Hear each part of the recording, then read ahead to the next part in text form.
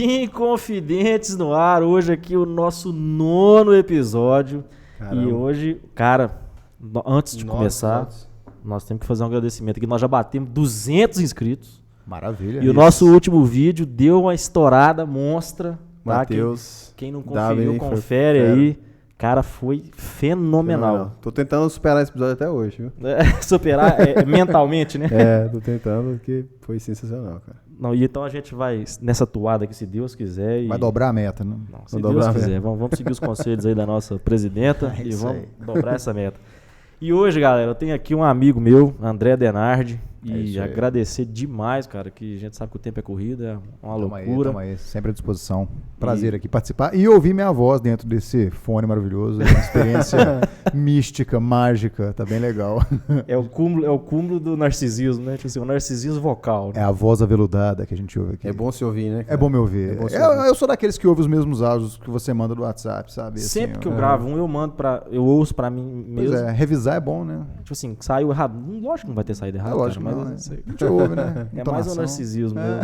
É isso aí. Não, e aí posso pegar um gancho aqui já? Pode, ué. Lógico. Porque eu vi que você teve banda, né, cara? Então, uma coisa que eu ia colocar aqui é isso, né? Que eu sou amante de música também. Já tive muita banda. Sou vocalista, assim, né? Sou a vocalista, digo... Não sou profissional, né? Sou amador, assim, sou um hobby que eu tenho. Mas na banda você era vocal, né? Vocal. E uma das coisas que a gente aprende, como a gente deve aprender a cantar é se escutando, né? Sim, sim. Então, essa coisa de se escutar aqui, ela é sensacional. Principalmente para quem tem interesse em praticar, melhorar a voz, assim. Não, sim. Eu cheguei a ter uma bandinha também. Você tocava o que na sua banda? Cara, você tinha muitas, estilo, né? Eu já tive várias bandas. Mas a banda que se mantém hoje é cover de Red Hot. Só toca Red Hot. Eu já passei por essa fase também. Evoluiu. A gente não tá tocando por causa da pandemia, né? Veio a pandemia e a gente parou. E eu tava com outra banda tocando MPB não, desculpa, pop rock. Aí tava tocando mais pop rock nacional. Já tive banda cover de Pearl Jam, Creed. Esse cara me matou de inveja. Ele foi no show do Powerwolf. Eu fui mesmo, cara. O último show que eu fui antes da pandemia. Deu uma semana e aí veio a pandemia, fechou tudo. Metal, né? Metal. Eu não tocava metal, mas eu gosto muito. Não, eu também gosto pra caramba. Pois A gente já falou muito aí sobre isso. Mas você toca o quê? Ah, cara, nada, né? Assim, eu brinco de tocar um violão, um teclado, mas assim, a banda acabou sendo um projeto que ficou no caminho, né? Um gosto meu, e eu acho que todo mundo devia ter uma banda, assim... Mesmo maravilhoso, né? É bom demais, cara. A experiência é boa demais. Inclusive, fica aqui minha homenagem, já que a gente está tão perto, né, daqui do edifício JK, é homenagem ao Matriz, né, que vai fechar agora. É verdade. Tive o prazer de tocar lá algumas vezes, coisa assim, boba, coisa pequena, mas é bom a gente ter um lugar que deu essa oportunidade pra gente, né? Porque lá eles aceitam todo mundo, o Raimundo, a turma toda lá é muito aberta. Eu fui pro Matriz demais, né? É mesmo? Essência, cara. Olha aí, pois é. E vi bandas lá, assim, que antes, que ainda são, nunca foram lado A, né? Eram lado B total, né? Sim. Mas na época eram bandas, assim, que todo mundo, que os adolescentes gostavam e tal. Sempre ouvi falar, nunca fui, velho. Cara, aproveita então, não deixa de ir não. Assim, hoje em dia a gente mais adulto vê assim, fica achando que é meio assim, tal, mas é muito legal, cara. Não deixa de não prestigiar. Não, e eu vi que eles iam fechar, mas parece que eles estão tentando lutar contra o fechamento e parece que vão se mudar de lugar. Pois é. Teve uma história aí que eu tava vendo justamente. No Instagram. Eles estão, pelo que eu tô vendo no Instagram, eles estão...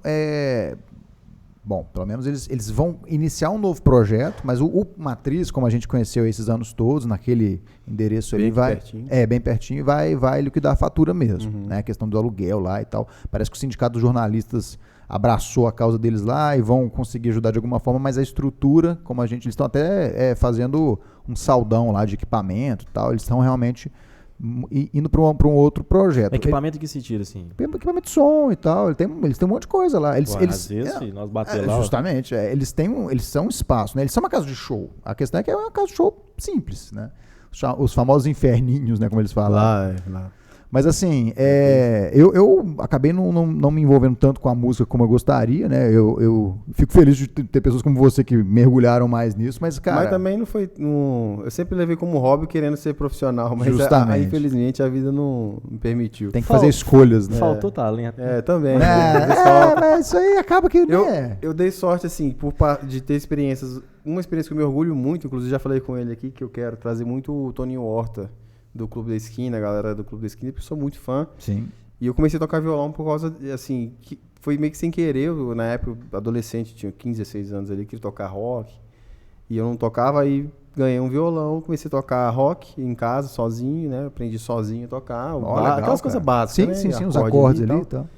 E entrei para essa orquestra de violões, que era um projeto do Toninho Horta, e com o estado de Minas, porque eu estudava no Estadual Central, aqui, até perto também. Sim. Perto assim, né? Perto. Central, né? Tá perto. Nós estamos no coração. Né? Sim, super bem localizado. E eles tinham esse projeto lá, que era uma orquestra de violões, e aí eram jovens estudantes do ensino médio ali naquela época. E eu fiz um teste, passei, e nem tocava muito assim, não. Eu tava tocando, tinha uns 5, 6 meses, eu tava tocando sozinho em casa. Entrei nessa orquestra. E, cara, daí, assim, na época eu comecei a estudar de verdade, assim, música. Comecei a ler partitura, tocar coisa que eu nunca imaginei que eu fosse tocar. E uma bagagem cultural muito grande, né? Que veio com essa experiência. E aí eu tive que sair, porque formei. E isso ficou marcado pra sempre. E na época, cara, eu conheci gente que eu não sabia quem era. Que hoje eu queria, que hoje eu sou fã pra caramba.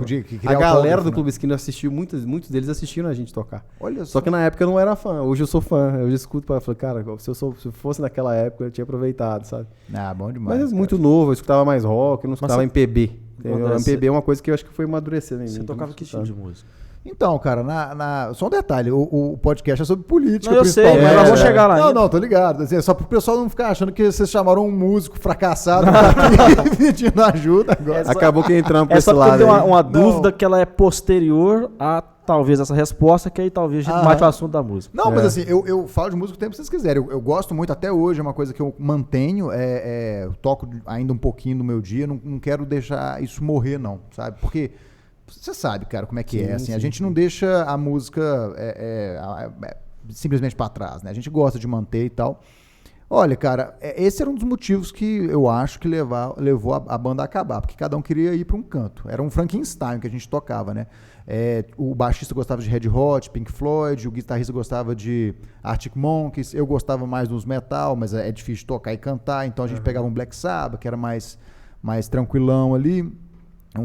Tinha uma música do Ozzy que eu gostava muito, que era Shots in the Dark, não sei se já ouviram, sensacional, até hoje quando toca, nossa, é uma nostalgia total.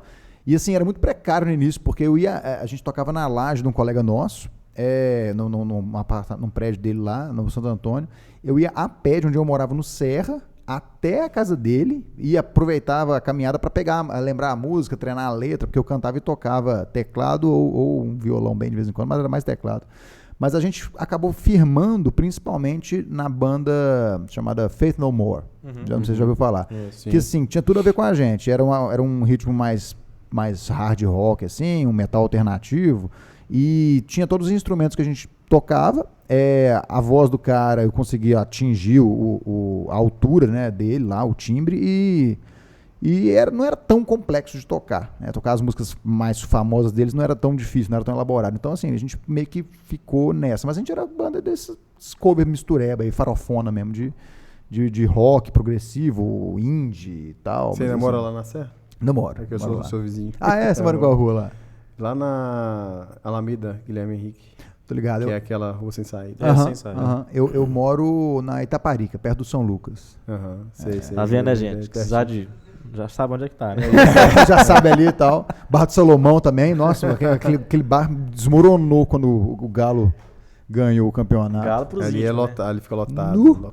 Galo pros índios. Você torce pro Atlético? Não. Por que você chamou o Atlético de Galo? Pô? Porque, esses são galos, não são galinha. Lá tem lá tinha, antes da pandemia, como é que fala, gente? Um chorinho, toda segunda e quinta, né? Sim, exatamente. Parou, né? Quando a pandemia, né?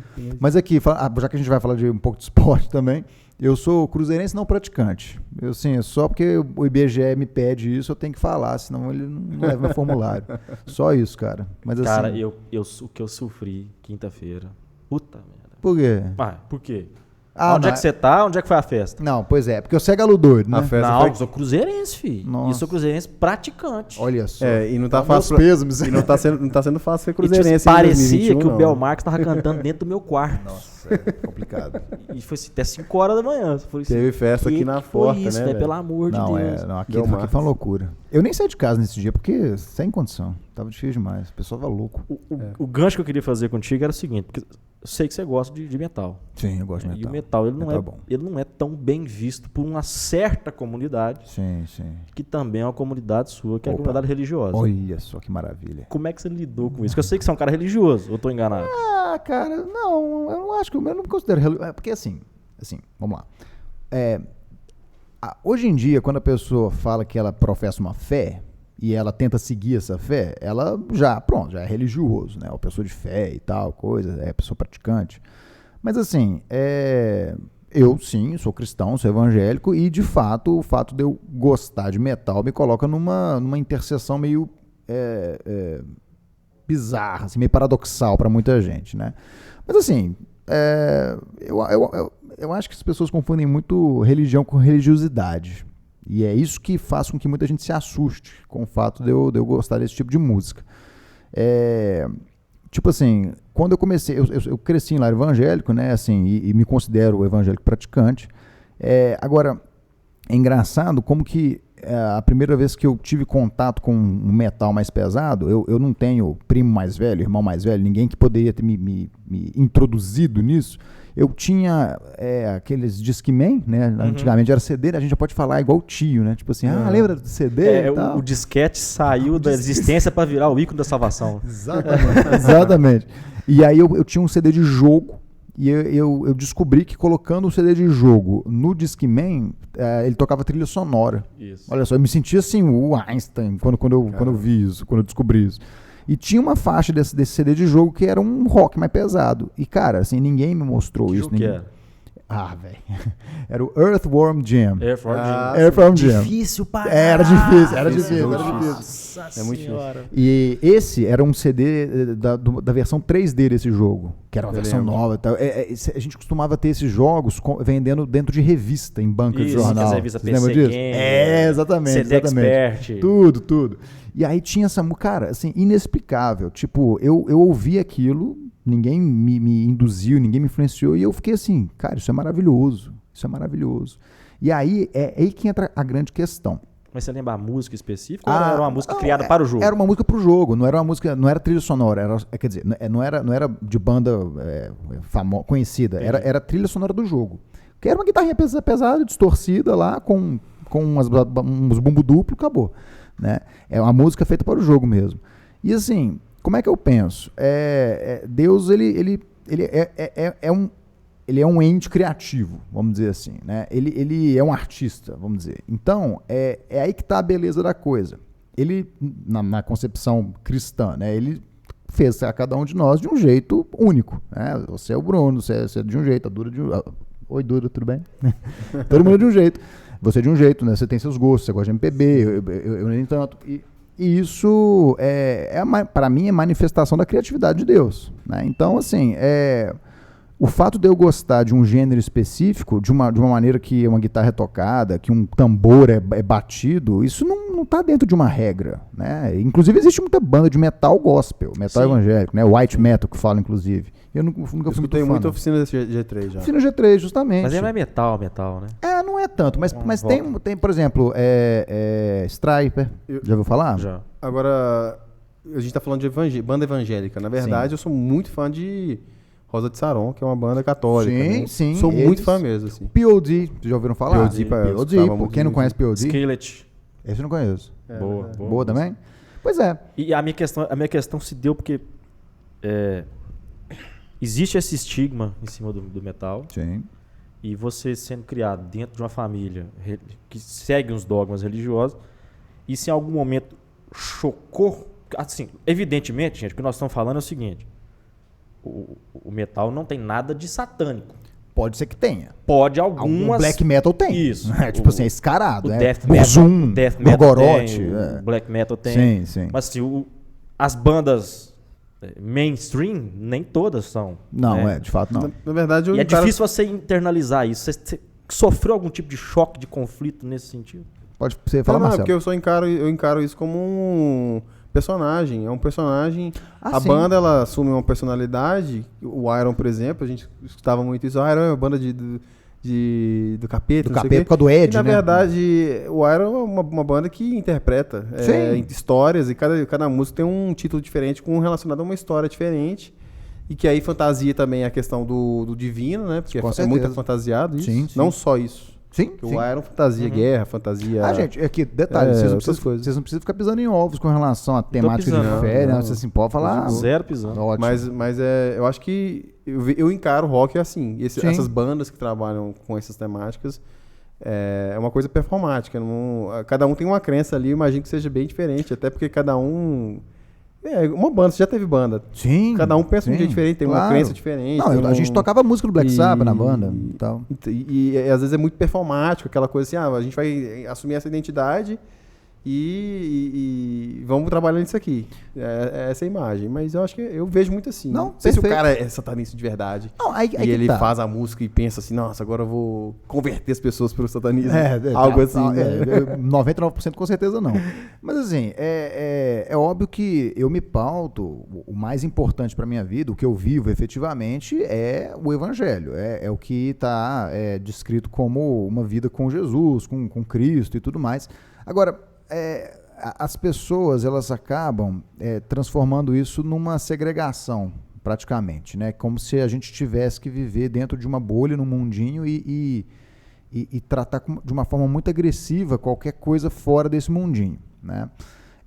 Eu tive a sorte de crescer numa família que respeita as individualidades. Então, por exemplo, eu tinha camiseta de banda, eu ouvia tudo que é coisa. Eu nunca fui reprimido por isso. Talvez meus pais pudessem ter se preocupado eventualmente de será que isso vai acontecer e tal. E talvez, se eu tivesse me deixado influenciar negativamente por essas músicas, aí sim, talvez... eu pudesse ter sofrido algum tipo de intervenção, o que não seria também ruim, dependendo, se fosse acontecer isso mesmo. Porque o grande lance é o seguinte, vamos pegar um exemplo que a gente vê muito também, o dilema, né, da bebida, cerveja. Eu não tenho problema nenhum com bebida. Tipo assim, se eu ficar, eu bebo, mas se eu ficar sem beber, não faz diferença nenhuma. Agora, tem pessoas que já lidam com isso de uma outra forma.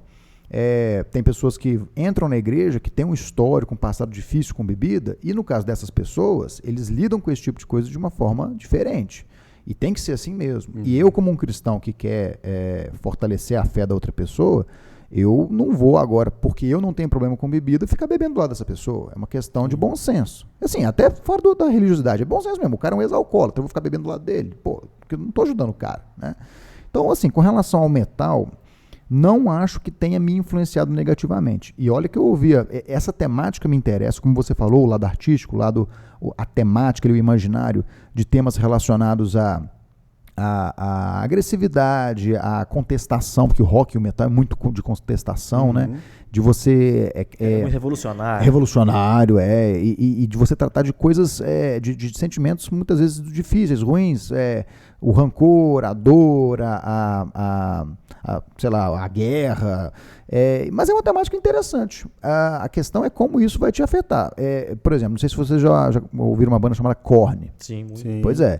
Essa banda é bem legal. E assim, eu ouvi isso, eu tinha 15, 16 anos de idade. E se você pegar as letras, assim, o cara tem muito problema, né? O cara, ele fala lá da vida, da adolescência difícil dele, que ele sofria bullying e tal. Linkin Park. Linkin Park, perfeito. O Chester mesmo. Perfeito. Não, excelente exemplo. E foi a primeira banda de metal, entre aspas, né, metal que eu ouvi, foi a minha porta de entrada aí. New metal. O New Metal, assim, porque se você fala pro metaleiro raiz, assim, que você começou ouvindo Linkin Park, o cara vai ficar assim, né? É igual o cara que fala que começou a beber cachaça sei lá, com Schweppes alcoólica, com ice, né? Uma coisa assim, né? Com ice. Eu gosto de ice. Gosto muito de beber, eu gosto de ice, né? Mas isso é só questão de... Eu tenho uns amigos chatos assim também. O Nicola é um desses, assim, sabe? Que pega no pé com essas coisas. Mas eu não tenho vergonha de falar. Eu fui muito fã, inclusive assisti eles ao vivo. Aqui no banco, no festival. Brasília, foi naquele festival que teve. Não, eu não só assisti, como eu chorei igual um menino pequeno. Olha aí. Cara, eu fiquei. Nossa, marcou minha vida. Porque eu cresci escutando eles, assim. Eu digo, porque eu comecei a escutar em 2000. Né, quando eles surgiram ali e tal, junto com o Papa Roach, que é uma banda que eu gosto muito até hoje, que não é metal, no estilo tradicional, é new metal, mas eu gosto dos caras e infelizmente não tá mais aí, porque né, morreu, o chefe. Foi o que você estava falando aí da situação das letras estarem representando muito o que eles estão sentindo. Justamente. O cara ficou lutando contra a depressão 15, 16 anos. Justamente. A gente não sabe o que passa na cabeça do povo, né? Você pega o primeiro CD, você vai ver as letras estão falando exatamente do que está passando ali. E aí, se você traz isso para uma pessoa normal, do dia a dia, que ouve, tem que avaliar. Bom, como que isso está te afetando? Cara, eu ouço metal há mais da metade da minha vida. Né? Já tenho aí 16, 17 anos de história aí que eu ouço assim, direto. Saiu agora o retrospectivo do Spotify, né? É por isso que eu vi a sua e falei metal. E todo ano é a mesma coisa. É metal isso, metal aquilo, metal assado. Você chegou a ver a minha? Não vi, não. Tinha lá Iron, Acept. Olha aí. Eu vi. Aí a quinta era Mato Grosso e Matias. Eu vi. Dorme com essa. Dorme com essa. Eu não sei onde é que tiraram um sintetizador de terror, que tem lá, acho que uma das que eu mais ouvi de gênero, mas...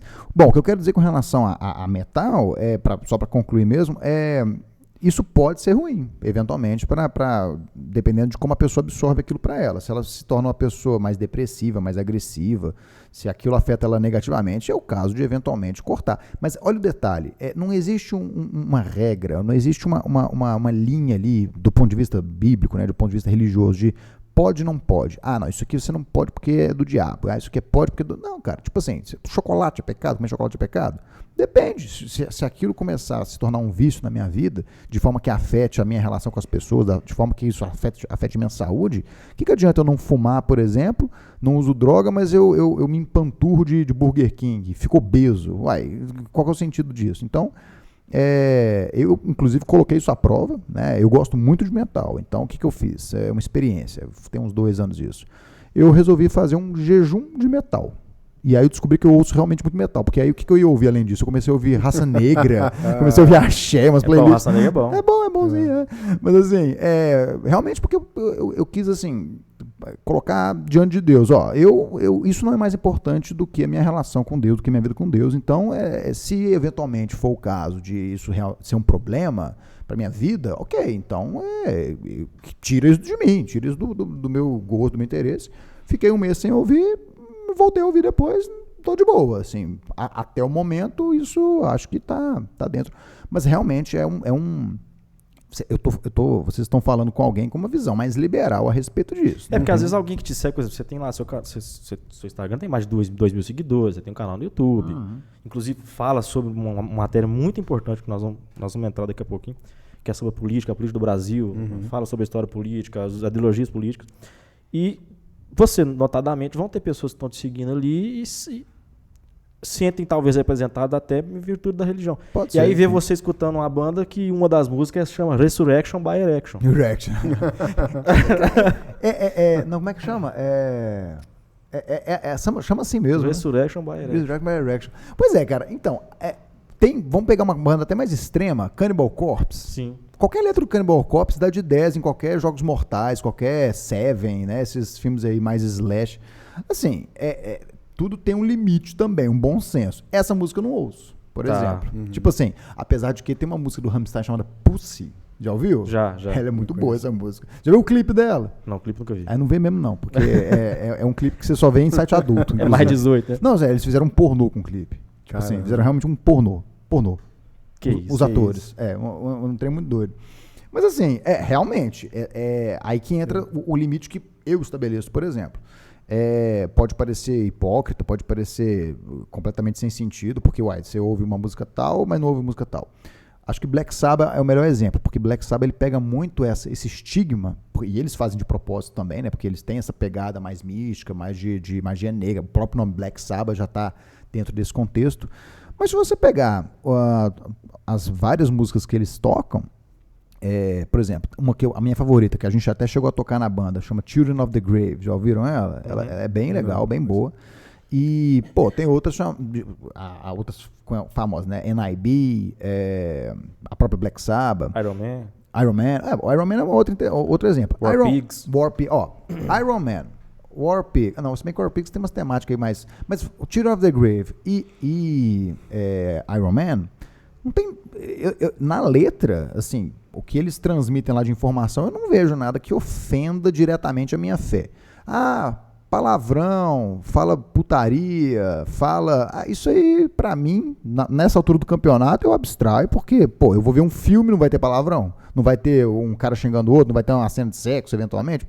O que eu percebo mais nas as bandas mais agressivas, eu não escuto tanto metal nessa pegada muito, não escuto tanto, mas o que eu percebo muito, os meninos escutam bastante, e os meninos compartilham e tal, às vezes eu vejo, vou citar uma música ou outra, é muito aquela coisa assim, aquela raiva por, sei lá, política. Sim. Aí os caras vão lá e descem o pau na política, nos políticos, não sei o que.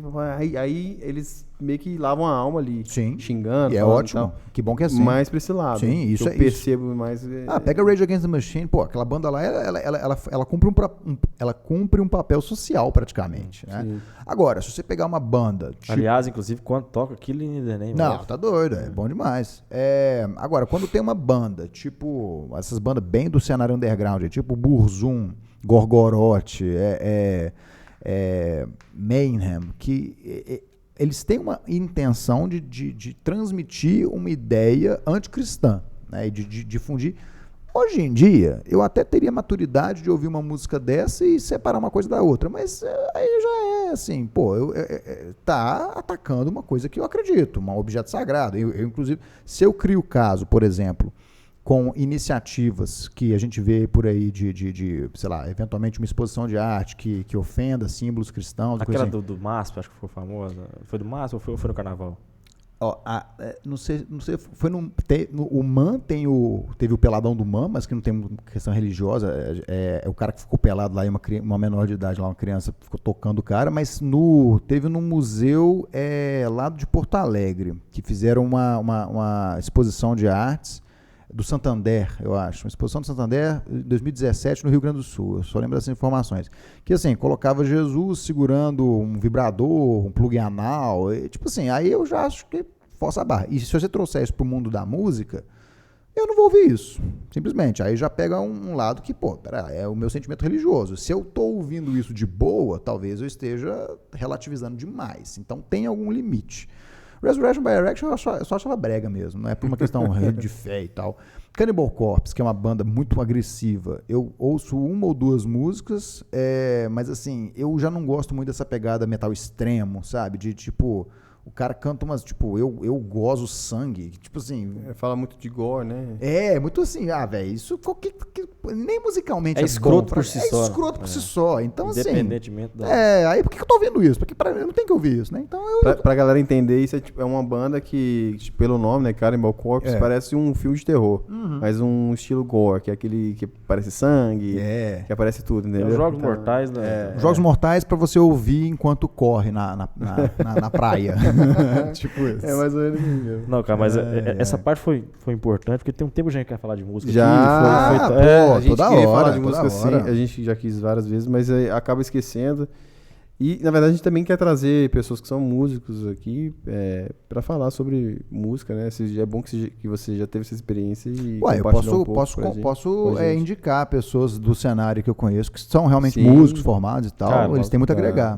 Né? Inclusive, não sei nem se vai estar nos vendo aí, ó, mas nós tivemos um comentário aqui de um músico, ganhou até prêmio as músicas dele. Que legal. É verdade. Eu não lembro o nome agora. Deixa eu ver se eu acho aqui. Foi no episódio do Matheus, né? Isso. Não vou achar o comentário aqui agora. Caramba. Eu tô procurando aqui a exposição que teve lá, afinal, que eu não lembro o nome. Interessante que a gente teve 2 cristãos em seguida, assim, eu não sei se o Matheus é evangélico, ele chegou a falar que é evangélico. Acredito que ele disse que sim. Pelo que ele... E filósofo. Olha só. Aí ele tava falando sobre filosofia e religião, né? Tiago Nonato. Tiago Nonato oficial. Inclusive é um contato que a gente vai tentar depois e ver se ele vem cá para passar. E esse museu lá do Rio Grande do Sul é o Queer Museum. Vocês lembram disso? Rolou em 2017. Eu lembro, acho que foi o Nando Moura que fez um vídeo reativo. E todo mundo caiu de pau. Todo mundo caiu de pau, assim, todo mundo mais da direita, assim, mais conservadora, né? Que criticou essa mistura de religião com um deboche e tal. E aí... Foi um ano que teve muita coisa, na verdade, porque teve isso. Mas será que... Uma pergunta sincera. Claro, fica à vontade. Eu não consigo, assim... Eu não acompanho tanto, mas eu vejo que há muita discussão em relação à comédia em si, por exemplo. Eu encaro isso aí como um ato, não com ato de comédia, mas da mesma forma, algo que seja uma expressão que, se você não se interessa, você não consome. Não consome. É igual um comediante que, se ele me agride de alguma forma, eu não vou assisti-lo, não vou escutá-lo. Claro. E tem muito comediante que faz piada com a Porta dos Fundos, por exemplo, faz muita piada com Jesus Cristo, com vários símbolos aí. E provavelmente vão fazer esse ano, e provavelmente vai ter gritaria e tal. Eu enxergo da mesma forma. Eu acho que existem pessoas que fazem essas expressões artisticamente. Pode ser comédia, pode ser drama, o que for. Mas isso é direcionado para o seu público. Sim. E aí a gente entra naquela discussão de tipo assim, será que isso... qual Censura, o limite disso, né? Qual o limite? Debate super válido. O debate foi na época, esse. O Perfeito. limite da comédia, o limite dessa expressão artística. Até onde vai, né? Sim. Não, eu vou comentar sobre isso, mas o que eu acho é que o André está falando exatamente isso. Ele não está dizendo que tem que proibir. Ele está dizendo que só que ele não vai... Ele não vai consumir. E da mesma maneira que o cara é livre para fazer, ele tem que ser livre, ele tem que escutar também. E a gente tem que ser livre para criticar. Ou você não pensa assim? Não, vamos lá. Eu até vou trazer para ilustrar esse ponto, até para... Eu olho para aquela câmera ou para aquela? É para essa aqui, tanto faz, essa aqui é a sua. Olá, como vai? Vamos pegar mais elementos aí para a gente ilustrar isso tudo que a gente está falando, né? A gente está falando desse Queer Museum que rolou em 2017, que retratou símbolos religiosos em uma reinterpretação, que para muitos foi ofensiva. Nós tivemos... não tem tanto a ver assim com religião, mas gerou um debate também, o Museu de Arte Moderna de São Paulo, que colocaram um homem pelado. Esse eu me lembro muito bem. Pois e aí, tinha uma criança que explorou o corpo do cara, numa exibição que avisaram que ia ter aquilo, a mãe estava acompanhando, aí o debate passa a ser porque é a mãe e ela autoriza, simplesmente pode fazer isso. Se eu posso pegar meu filho para ir num bordel aqui na Guaicurus, se eu quiser, porque é meu filho e eu faço o que eu quiser com ele, né? Droga, expor a determinados conteúdos. É um direito indisponível. Né? É uma coisa bem assim, libertário, né? Tivemos depois uma apresentação de um grupo de teatro que retratou Jesus como transexual. Era Jesus, rainha da terra, de não sei das quantas. Que passou em vários teatros aí do Brasil, e também teve aqui no Palácio das Artes, tudo em 2017, o mais curioso foi isso. Teve uma apresentação também na linha do Queer Museum, só que com outro artista e tal. Nós, primeiro de tudo, a gente tem que discutir isso dentro de um campo democrático. A gente não pode recorrer às vias de fato, não pode... ser agressivo, não pode estar igual aconteceu no Porta dos Fundos, né? Quando eles fizeram aquele especial de Natal, apareceu um grupo lá e tacou pedra no estúdio, jogou molotov, uma coisa assim. Isso está fora do escopo de um debate sério, razoável, democrático. Existem elementos, como é que eu vou dizer, dispositivos legais que dão alguma proteção ao sentimento religioso, o que pode levar a um debate de se essas manifestações artísticas não passam do ponto quando ofendem esse sentimento religioso.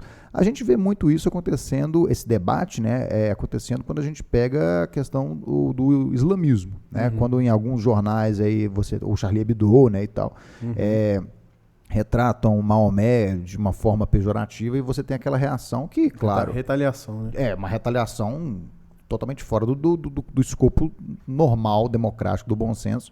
Agora, eu acho até válido a possibilidade de haver um contraditório a essas manifestações, até mesmo levando ao ponto dessas manifestações artísticas, desses eventos, eles serem desfeitos, né? Como aconteceu no Santander. Depois da pressão que aconteceu das manifestações lá, o Santander resolveu se desfazer do... Nossa, isso som tá vindo de onde? É a polícia. Então, como assim? Vou usar um exemplo. O Santander tinha uma iniciativa de discutir aquela proposta artística e, estava com a expectativa de que haveria ali um impacto positivo. Teve uma propaganda recente do Burger King também, vocês viram? Foi esse ano, falando sobre direitos LGBT, colocando as crianças para comentar a respeito. Teve uma reação. Você viu agora daquele caso do Papai Noel? Papai Noel da propaganda da Noruega, né? O Papai Noel agora beija pessoas, né, dentro de casa, tipo assim, isso é curioso, para dizer o mínimo. Mas assim, aí essas empresas, elas fazem o quê? Bom, a gente está apostando que isso vai gerar um impacto, talvez até sabendo de antemão que vai gerar um impacto negativo, manda bala porque o que importa é a publicidade, sei lá, né? Eu acho que o Porta dos Fundos faz isso com alguma frequência também, com essa expectativa também de que vai gerar ali alguma polêmica e tal. E assim, se eventualmente essa reação for tão negativa, como é que ela pode se manifestar como negativa? Ela leva a uma perda de receita por parte da empresa que divulga isso, começa a ser boicotada, o povo para de consumir Burger King, por exemplo, por conta disso, sei lá. E aí a empresa percebe que não vale a pena fazer isso e, para mim, tá tudo dentro do jogo democrático. Tipo, do mesmo jeito... Se a pressão for social, em termos de manifestação. Agora, em termos de... Você se considera um conservador, vamos dizer assim? Não, em alguns aspectos, sim. Você acha que... E aí já adentrando no aspecto político, você acha que seria algo que o Estado teria o direito de proibir? Pois é, aí que tá. O grande problema quando a gente fala de conservadorismo hoje é que a gente, pelo menos muitos conservadores pensam que a solução vem de cima para baixo. Exemplo mais claro disso, escola sem partido, que geralmente é uma pauta defendida pelos grupos conservadores, Direita Minas, grupos religiosos, acreditando que o Estado ele teria condição de, numa canetada, impedir que haja uma suposta doutrinação nas escolas. Mas esse esforço ele tem que ser feito de uma forma inversa, da base para cima. Não adianta nada vir uma lei que tem toda uma imprecisão para avaliar o que é doutrinação e o que não é, e achar que vai resolver um problema nesse sentido. O que teria que acontecer, na minha opinião? Dá muito mais trabalho, mas eu acho que é o mais efetivo. É um trabalho de base. Pera lá. Eu sou pai de aluno. Tá, eu conheço os professores do meu filho, eu estou acompanhando o que está sendo discutido na escola, eu estou me organizando com os outros pais para discutir como a abordagem política está sendo feita nas salas de aula, e eu acho que aí já dá trabalho demais, né? E aí o pessoal prefere recorrer... É mais fácil eu vir... mais fácil fica marreta e tal. Eu acho que existe alguma margem, sim, para que o Estado seja acionado para barrar algumas manifestações, sim, mas isso tudo é subjetivo. O exemplo dessa exibição de arte que foi feita, né, retratando Jesus como transexual, ela passou por algumas cidades, Belo Horizonte inclusive.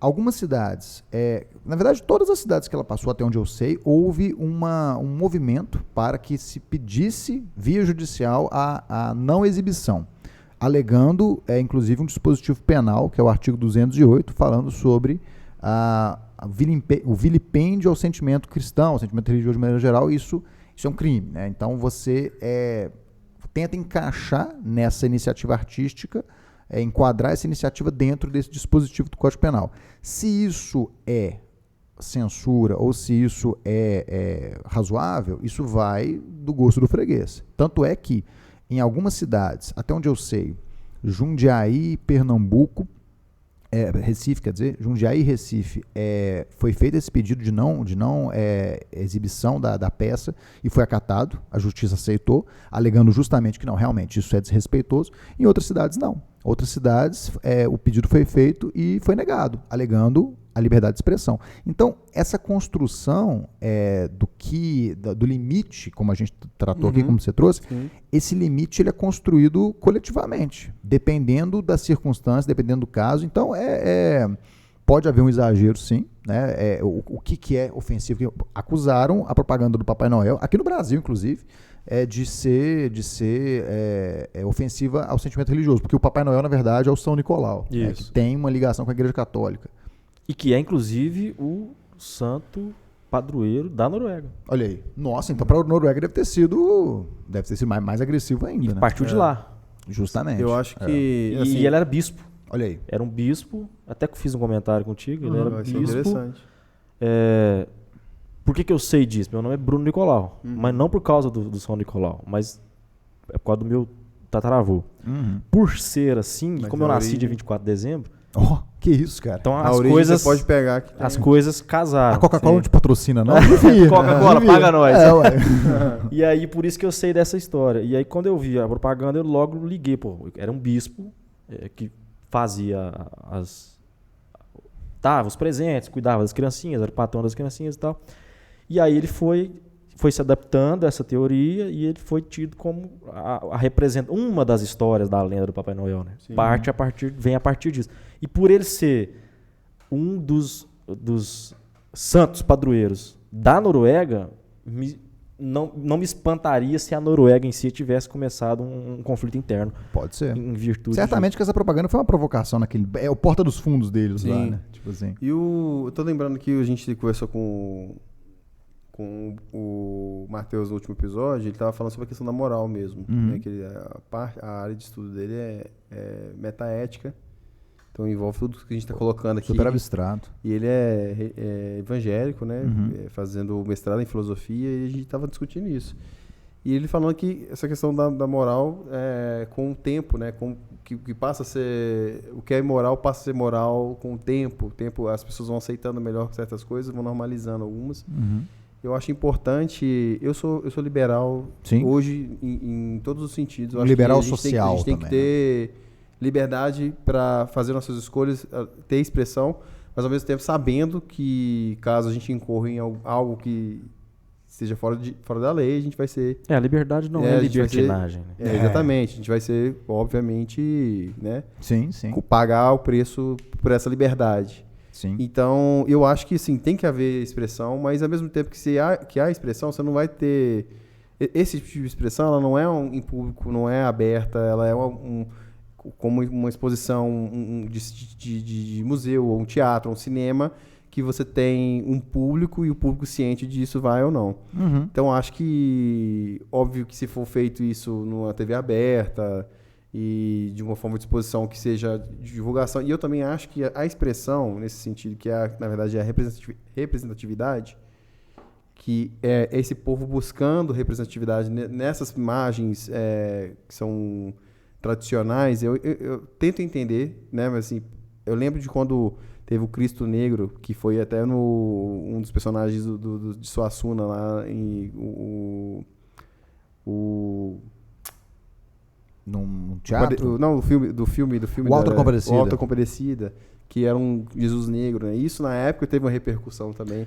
E sempre tem, quando você mexe numa imagem dessas, que é uma imagem já tradicional, que é uma imagem definida, né? Porque na verdade a gente personifica essas imagens. Como se Jesus fosse um branco europeu, né? Tipo isso. Assim. Então sempre tem sentido, assim, aí eu acho que tem que haver representatividade, mas também tem que ter um jeito de se fazer, entendeu? Porque assim é perigoso, porque aí você vai pro lado que é ofensivo, que é agressivo, ao invés de cativar, você tem mais... Você transmite uma imagem de ser um carola chato. Pessoas contrariadas com isso. Sim.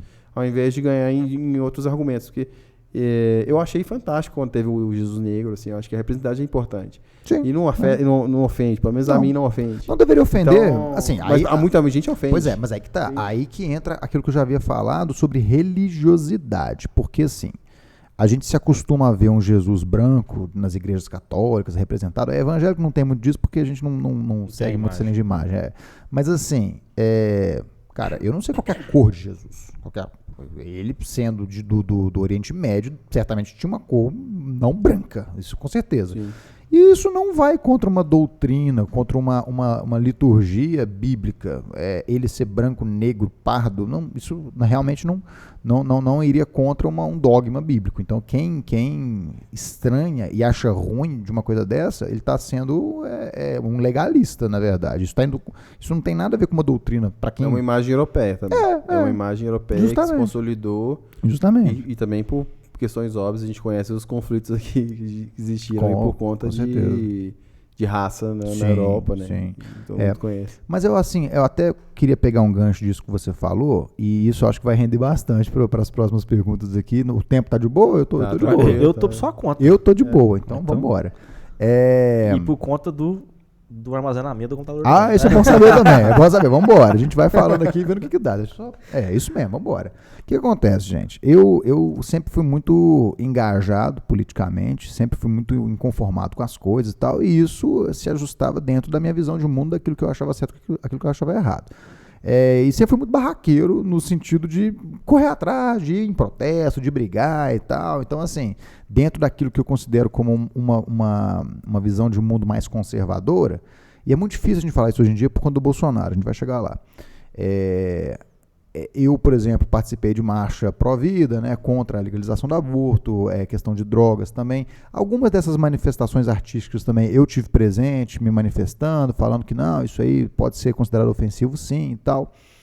E aí o que acontece? Nós estamos falando de uma época antes da ascensão do bolsonarismo.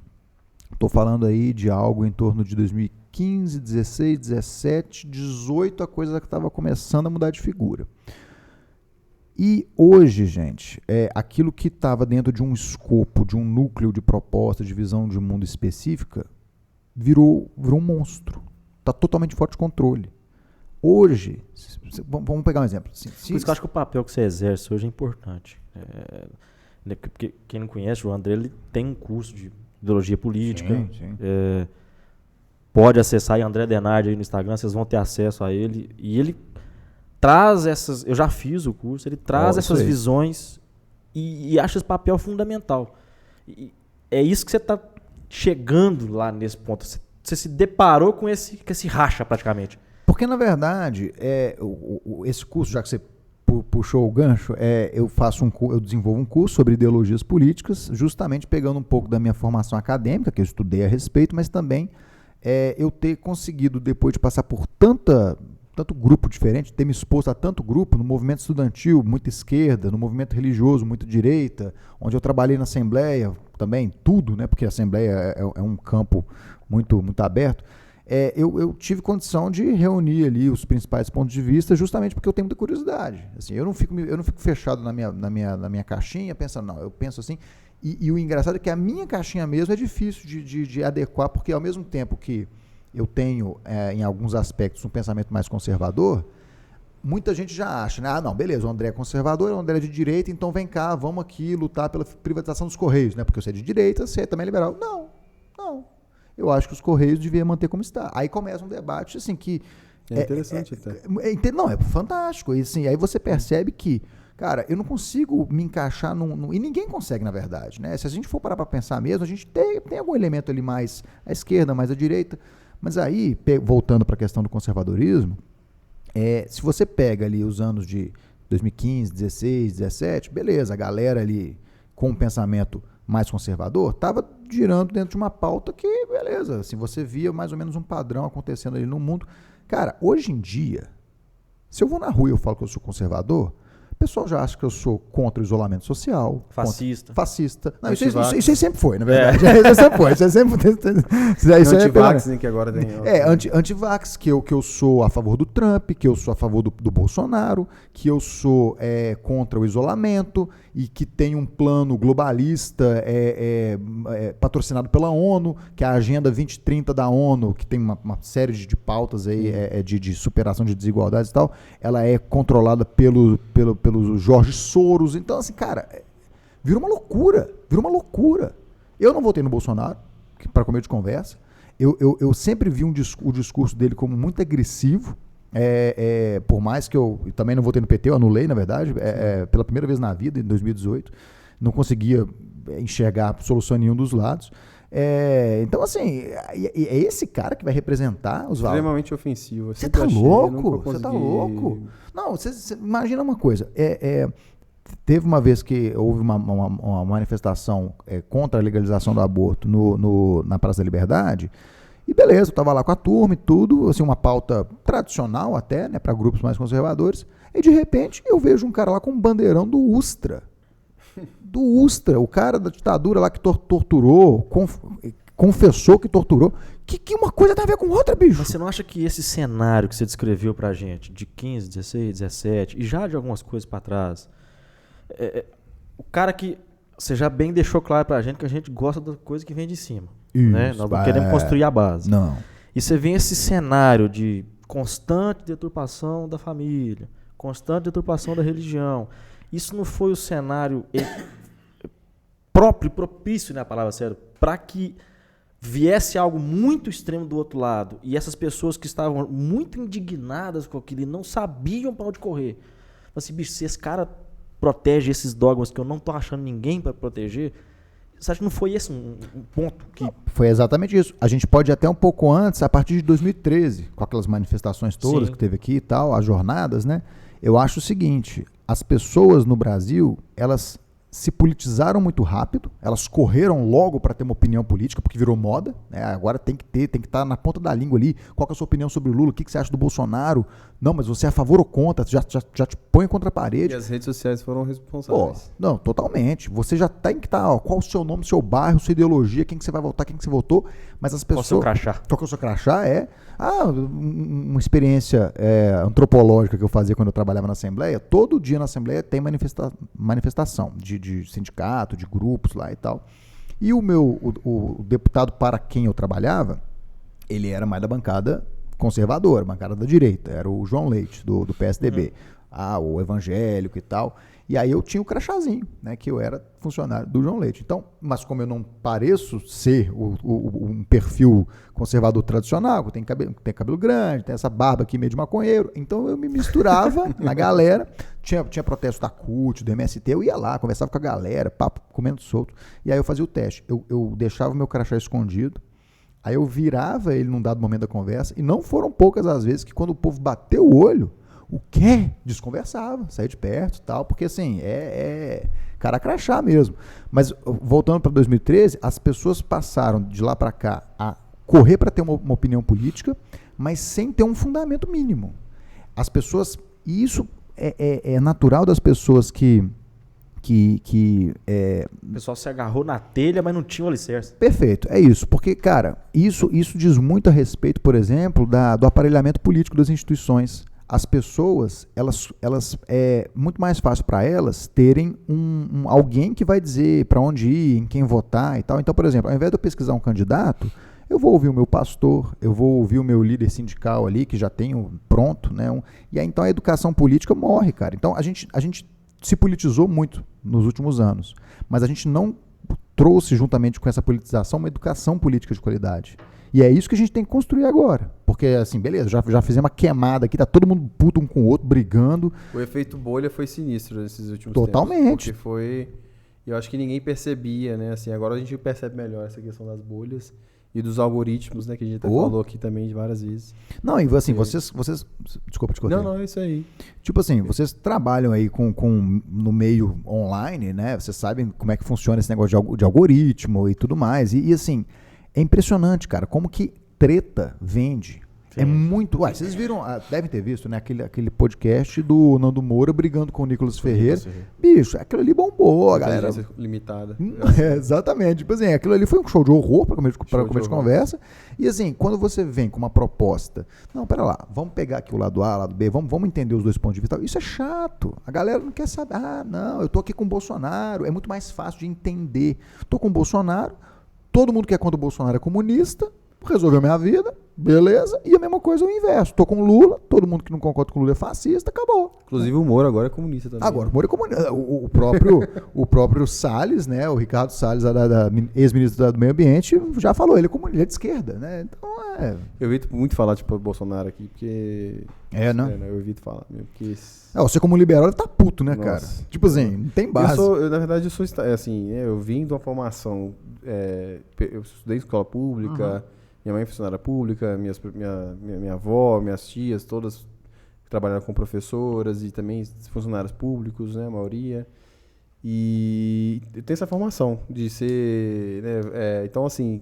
Cresci num ambiente bem de proteção ao Estado. Exato, é o liberal estatizado. Negócio maluco esse rapaz. Só que eu sou funcionário público, mas hoje eu já enxergo de uma forma muito diferente como eu enxergava um tempo atrás em relação ao dever do Estado mesmo. E eu acho que, assim, obviamente, que ainda continuo defendendo a saúde e a educação, porque eu acho que não dá para... No Brasil, como se encontra hoje, não dá para você deixar de investir.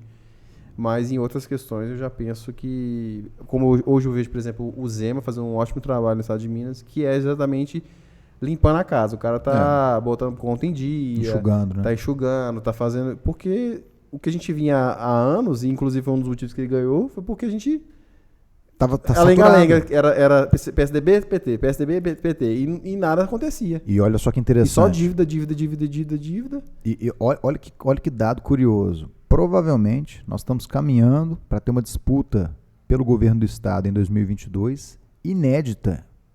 Não me lembro a última vez que teve uma disputa entre candidatos a governador que não era nem do PT, nem do PSDB.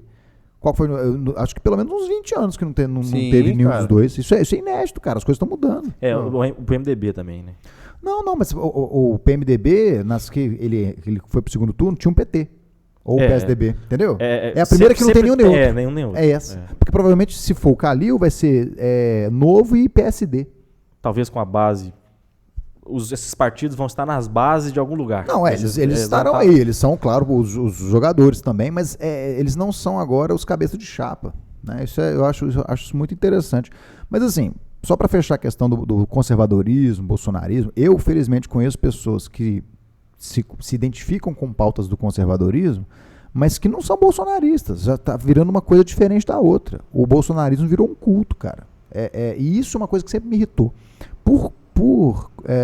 Incrível que pareça, as pessoas geralmente, quando entram na política, quando se envolvem com esse meio, geralmente é por meio de um partido, por algum meio que já tem algum viés ideológico. E parando para pensando na minha trajetória, ela sempre foi via institucional. O meu primeiro contato com a política foi por meio do projeto Parlamento Jovem, promovido pela PUC e Assembleia Legislativa, que tinha um viés totalmente institucional. Você tinha ali todos os pontos de vista expostos para todo mundo, e por conta desse contato inicial, provavelmente, eu sempre tive uma pegada de, legal, eu estou aqui na faculdade, mas, tem alguns pontos aqui que eu não concordo. Eu estou aqui no partido tal, mas, quer dizer, eu nunca fui filiadão de partido, né? Eu me filiei para mim. Você candidatou, né? Candidatei, muito feliz. Mas, assim, eu nunca me senti bem num meio que tinha uma ideologia ali engessada e tal. Eu sempre transitei pela via institucional. Você gosta de... E esse é um dos problemas também que eu acho que a gente vive no serviço público, na vida pública. Enfim, tratando de Estado, o quanto é engessado e para muita gente isso é bom. É cômodo. Porque se você aponta aquilo, olha, isso aqui não tá legal. Né? Zona de então, conforto. Aí, isso em todas as esferas, né? Total, porque sim. Na parte de gestão, nós estamos falando de políticos, então, falar de mudar, de mudança, de inovação, enfim, para muita gente é ofensivo, né? Então porque você não sempre foi assim, vai ser assim e tal, vamos manter assim, eu que mando aqui, entendeu? E enfim, acho que pensar no todo, pensar na população, né, no pagador de impostos aí, são poucos que pensam, são pouquíssimas pessoas, não só de políticos, estou falando de todos, não, assim, sim. Em modo geral. Cada um está pensando em si e o que pode tirar proveito daquilo. Isso é uma questão estrutural. As pessoas elas pensam muito assim, não, para o Brasil para frente a gente precisa mudar para parlamentarismo, ou mudar para monarquia, ou privatizar tudo, ou estatizar tudo. Mas não, cara, de novo, não dá para resolver de cima para baixo, como o Bruno falou aí, né? Você precisa pensar a longo prazo. O Brasil não pensa a longo prazo. A gente não tem um projeto de longo prazo. E a mudança cultural é a que mais demora. Na verdade, gente, a conversa que a gente está tendo aqui, quem está ouvindo a gente, tudo que a gente está construindo aqui é uma cutícula, é um grão, dentro de areia, num mar de ignorância, de pouca qualificação. Aí a gente pensa, o serviço público é ruim, o serviço é ruim. Você vai fazer qualquer prestação de serviço aí, aqui no centro mesmo, você vê um monte de serviço mal feito, ruim, desqualificado. Então, é um problema, é uma realidade que exige um esforço de gerações para melhorar, né? O Brasil é um país muito grande, é muito desigual, então para a gente equalizar isso, bicho, demora muito. Mas eu acho que alguém tem que começar, né? Sim, Se não for por meio de gente como nós aqui tendo esse tipo de discussão, promovendo essas iniciativas, furando um pouco a bolha da normalidade, do comodismo, a gente não vai para lugar nenhum. Sim. Né? Na época que você foi no movimento estudantil... Nós, né? Nós. Porque eu fiquei pouco tempo, conheci ele assim, e tive que, já até contei isso, mas tive que largar por outras questões internas do próprio teatro acadêmico nosso, que eu achei que eu não posso arrumar a casa dos outros sem estar com a minha bagunçada. É bom. Então eu tive que fazer isso. Desse tempo todo que você passou, você acha que... É uma pergunta, pode ser até polêmica. Né? Existe ou não essa doutrinação que tanto se alega das instituições de ensino, principalmente superiores, que foi onde a gente transitou e conviveu muito com várias outras instituições? Vamos lá. Eu acho que da forma que pintam, da forma que acusam, não. Qual que é a narrativa de quem acredita que existe uma doutrinação? Existiu no passado uma escola doutrinária, a escola de Frankfurt, desenvolvida ali nos anos 20, 30 em Frankfurt, na Alemanha, que tinha autores de inspiração marxista que acreditavam que a revolução deveria vir por meio das escolas, da influência na cultura e tudo mais. Juntaram isso com o conceito de hegemonia cultural do Gramsci, que não era da escola de Frankfurt, mas era um contemporâneo, que também tinha essa perspectiva de transformar a mentalidade da sociedade por via cultural, educacional, porque ele identificou nessa hegemonia cultural da burguesia a chave para manter a coerção sutil, a coerção silenciosa sobre a massa trabalhadora. Então ele teria que inverter a chave e aí a esquerda passar a fazer isso num segundo momento, para conseguir alcançar a revolução e tudo mais. Então, na visão dessa turma, a princípio, né, supostamente, a revolução não viria pela tomada das armas, pelos meios de produção, de acordo com o marxismo tradicional, clássico. Não, ela viria por meio de uma revolução na cultura, na educação. Agora, isso tudo é construção de uma narrativa. Não é uma ideia exata, automática, que foi desenvolvida na escola de Frankfurt, na teoria crítica. Na verdade, essa teoria que eles desenvolveram da cultura serviu, na perspectiva original deles, da escola de Frankfurt, eu me refiro a Marcuse, Lukács, essa Horkheimer, essa turma dessa escola, era de concluir que o capitalismo estava indo muito bem, obrigado, dominando as pessoas por meio da cultura. Netflix, supermercados, campanhas publicitárias, as escolas continuam ensinando a trabalhar para manter o mercado de trabalho capitalista funcionando. Essa foi a conclusão da escola de Frankfurt. Só que a visão que defende que existe uma doutrinação fala que não. Eles conseguiram, eles venceram. Tanto é que tem Paulo Freire nas escolas, tanto é que quando você vai estudar numa federal, você vira um maluco, você vira uma feminista. Essa coisa é engraçada, cara. Pois é, então assim, eu acho muita forçação de barra criar toda essa, assim, o Gramsci pensou que a UFMG, 100 anos depois, ia fazer lá a Marcha das Vadias e estava tudo dentro de um plano maligno com a ONU por trás, ainda por cima, com a Agenda 2030. É demais. Vamos pegar as coisas como elas me parecem ser mais próximas da realidade. Existe professora que força a barra em sala de aula? Sim. Eu mesmo tive aulas com professores que ficava lá rendendo a aula para falar do pensamento político deles, né, de ficar fazendo aquele proselitismo e tal. Eu acho isso improdutivo, eu acho que isso não fomenta o senso crítico. Só que para muita gente, e aí é uma visão... E para os dois lados. Para os dois lados, com certeza, tanto a direita quanto a esquerda. Sim. O que você vê aí nas escolas militares é absurdo, tipo assim, de falar que foi revolução, não foi golpe, por aí vai. Inclusive a doutrinação institucional do governo Bolsonaro, né? Lá no início do governo deles, com aquele primeiro ministro da Educação... Vai entrar? Não. Esse foi o segundo. O Vasquez. Era um estrangeiro. Ficou tão rápido que... Era um grego, né? Não, ele era colombiano. Enfim. Se você puder pesquisar, porque meu celular acabou a bateria. É o Ricardo Vélez, eu acho. Vélez, Vélez. Pô, ele estava propondo que as escolas lessem um lema do governo lá e tinha que ser filmado para comprovar Ricardo Vélez Rodrigues. Ricardo Vélez, Isso não é doutrinação, não? O que é isso, né? O próprio criador da Escola Sem Partido, Miguel Najib, ele criticou essa postura do governo Bolsonaro. Então, assim, ele pelo menos está sendo coerente, né, nessa proposta. Mas o que eu quero dizer? Doutrinação dos dois lados. Sim. E aí o que acontece?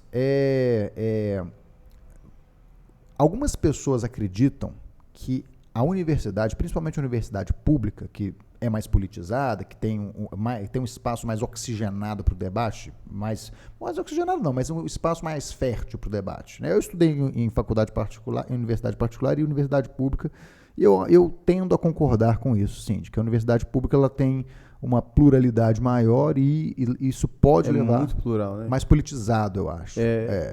Pode falar. Não, porque a sensação que eu tenho é que é a mesma coisa, você está numa sociedade, sim. O que muda ali é que você tem uma hierarquia, que você passa por hierarquias que são os relacionamentos que eu tenho entre professor e aluno, né? E você tem ali, enfim, que saber onde você está pisando, porque é complicado, né? Você foi aluno de mestrado, você é mestre também, né? Sim. Em administração pública. Administração pública, sim. É complicado, porque tem pessoas que têm ego maior,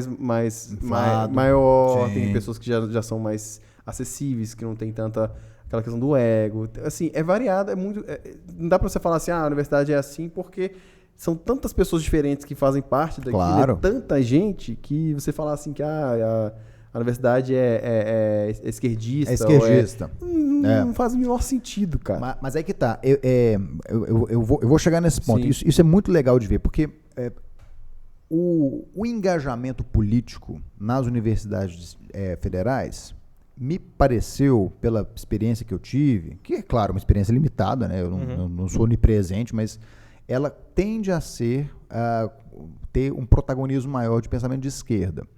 Agora, isso está muito distante de pensar num plano coordenado de orquestramento e tal. O que a gente vê? A universidade pública tem um espaço mais fértil para o debate, e muitas pessoas que se engajam politicamente dentro da universidade pública, claro que tem as particulares também. Vamos pegar a universidade, tá? Para a gente nivelar aqui. Dentro da universidade, geralmente quem corre atrás de se engajar, de promover algum debate. Quer ver um exemplo muito interessante?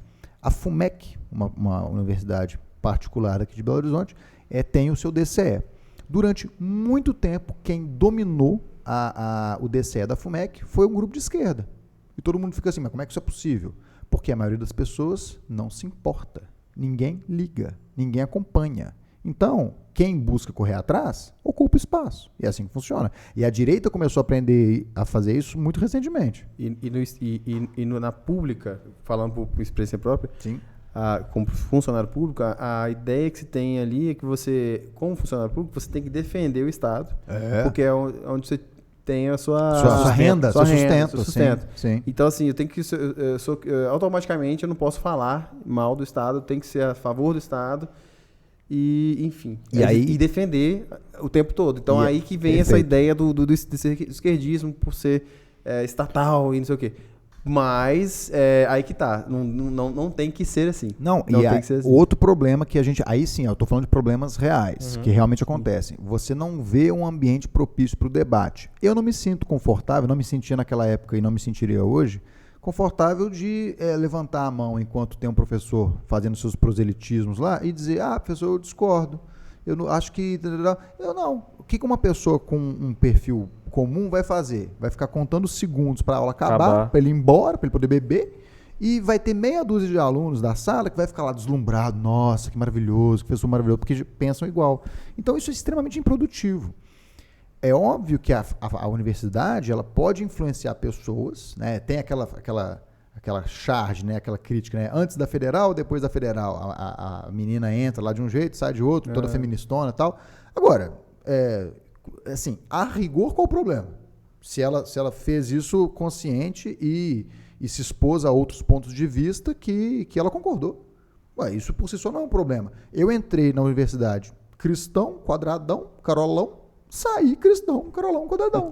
Tipo assim, beleza, ouvindo metal o tempo todo, do início ao fim. Sim. Então, assim, vai muito do quanto a pessoa está disposta a mudar a opinião dela e por que ela está mudando. Então, o que eu vejo na prática? O que é essa tal doutrinação que eu posso dizer que existe? Chega uma pessoa novinha na faculdade, meio insegura, querendo enturmar e tal, aí vê ali um grupo muitas vezes de outra cidade. Perfeito. Tá ali assim um pouco deslocada, insegura, desenturmada. Vê ali um grupo engajado, fazendo ali uma panfletagem, convidando para um debate todo cabuloso lá de Marx, de Gramsci e tal, que tem, de fato tem. E aí a pessoa se sente acolhida, se sente abraçada e tal, e se torna. Gente, o mesmo processo pode acontecer numa igreja. Tem muita gente que está na igreja para enturmar com a galera. Não é pelo essencial, pelo aquilo que deveria motivar efetivamente a pessoa a ir na igreja. Então, eu acho que é daí que vem a doutrinação. Eu conheci pessoas que passaram pela universidade, tiveram ali os seus momentos de rompantes comunistas e tal, de usar roupa, de fazer discurso bonitão, todo floreado, e aí passa um tempo, volta atrás, repensa. Não, aquilo ali eu falei bobagem sem pensar e tal. Então, a doutrinação eu acho que está aí. É aquele núcleo mais engajado, mais barulhento, vamos dizer assim, que convence algumas pessoas pela retórica, pela persuasão e tal. E essas pessoas que são convencidas podem ser porque querem enturmar ou podem ser porque realmente acreditaram naquilo. E tudo bem, sabe? Não dá pra gente também ir para um outro extremo e dizer não pode ter essa discussão na faculdade. O que eu acho que deveria ter e não tem é o contraditório. Então, por exemplo, a gente vai ter um debate sobre aborto na faculdade. O que eu já vi em termos de debate sobre isso era partindo do pressuposto que tinha que legalizar num ambiente universitário e que era necessário ter um debate nesse viés porque o mundo ele já oferece a visão que é para ser contra. Então a universidade ela tem que servir como um bastião para levar adiante determinadas pautas. Esse é o argumento que muitas pessoas usam para justificar não ter um debate tão plural assim. Tem que ser enviesado, porque a universidade tem um papel de oferecer um contraponto. Eu discordo desse ponto de vista. Também. Eu acho que a gente tem que discutir tudo. A universidade A universidade tem que agir como o fiel. Cara, a gente estuda, a gente debate para construir senso crítico. Uhum. Se a conclusão que vai gerar o seu senso crítico for ser de esquerda, beleza. Se a conclusão de mim fosse de direita, beleza. O papel da universidade, e aí que entra essa neutralidade, essa objetividade que a galera do Escola Sem Partido pede, mas pede mal, pede de uma forma agressiva, é justamente isso. Você criar um ambiente em que vou entrar na universidade, vou ouvir falar sobre aborto, vou ouvir falar sobre trans, vou ouvir falar sobre masturbação feminina, sexo oral, feminismo radical, Simone de Beauvoir. Vai ter o grupo religioso lá convidando para uma oração, vai ter um grupo liberal falando sobre Mises, sobre Adam Smith. Beleza, esse é o ambiente ideal.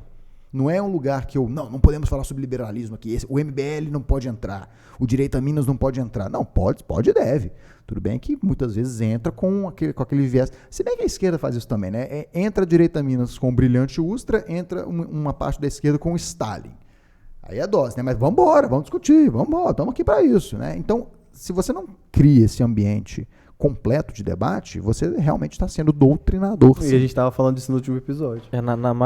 Na ideia da macroeconomia, por exemplo, o curso nosso tem, não sei se todos os cursos têm, pelo menos no direito tem a economia política. Tem um pouco. Eu, em momento algum, me foi apresentado uma escola de pensamento clássica, econômico. Né? A clássica sim, mas assim, 2 segundos por Adam Smith. E só keynesianismo. 4 aulas de Marx, Keynes, Engels. Pois é. E eu fui descobrir que existia, por exemplo, a escola de Chicago, Rothbard, os austríacos. Os austríacos e tudo, depois de velho. Pois é. E, sim, agiram mal. E concordo contigo, a faculdade tinha que ser uma mediadora, vamos dizer assim, né? Olha, que é o local que traga o seu trabalho. E acho que a faculdade de Direito perde muito. Total. Porque como a gente é formado para ser argumentativo, talvez ela poderia dividir talvez a sala ou os períodos, né? Olha, vocês vão defender obrigatoriamente esse lado e vocês obrigatoriamente o outro lado. Sim, para trabalhar. Para trabalhar o senso crítico. Com certeza. Quando eu começo a estudar o que é contrário a mim, eu posso até amenizar o meu grau de radicalismo. Sim. Mas isso aí para a pessoa fazer, o que o Matheus falou no episódio também anterior, que o Nicola colocou assim, mas do jeito que você está falando aí, muita gente vai se interessar e vai... Se você fosse, por exemplo, pastor, muita gente iria ao culto, tá, escutar e tal.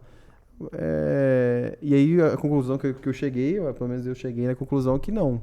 E o que o Matheus falou assim, não, porque as pessoas não estão interessadas em sair da sua zona de conforto, mais ou menos isso, né? Sair da sua zona de conforto e dar a cara a tapa, mais ou menos isso, assim, de você já tem já tem seu viés, já tem sua visão de mundo, que não dá para medir se isso está mais certo ou mais errado, onde é que você está.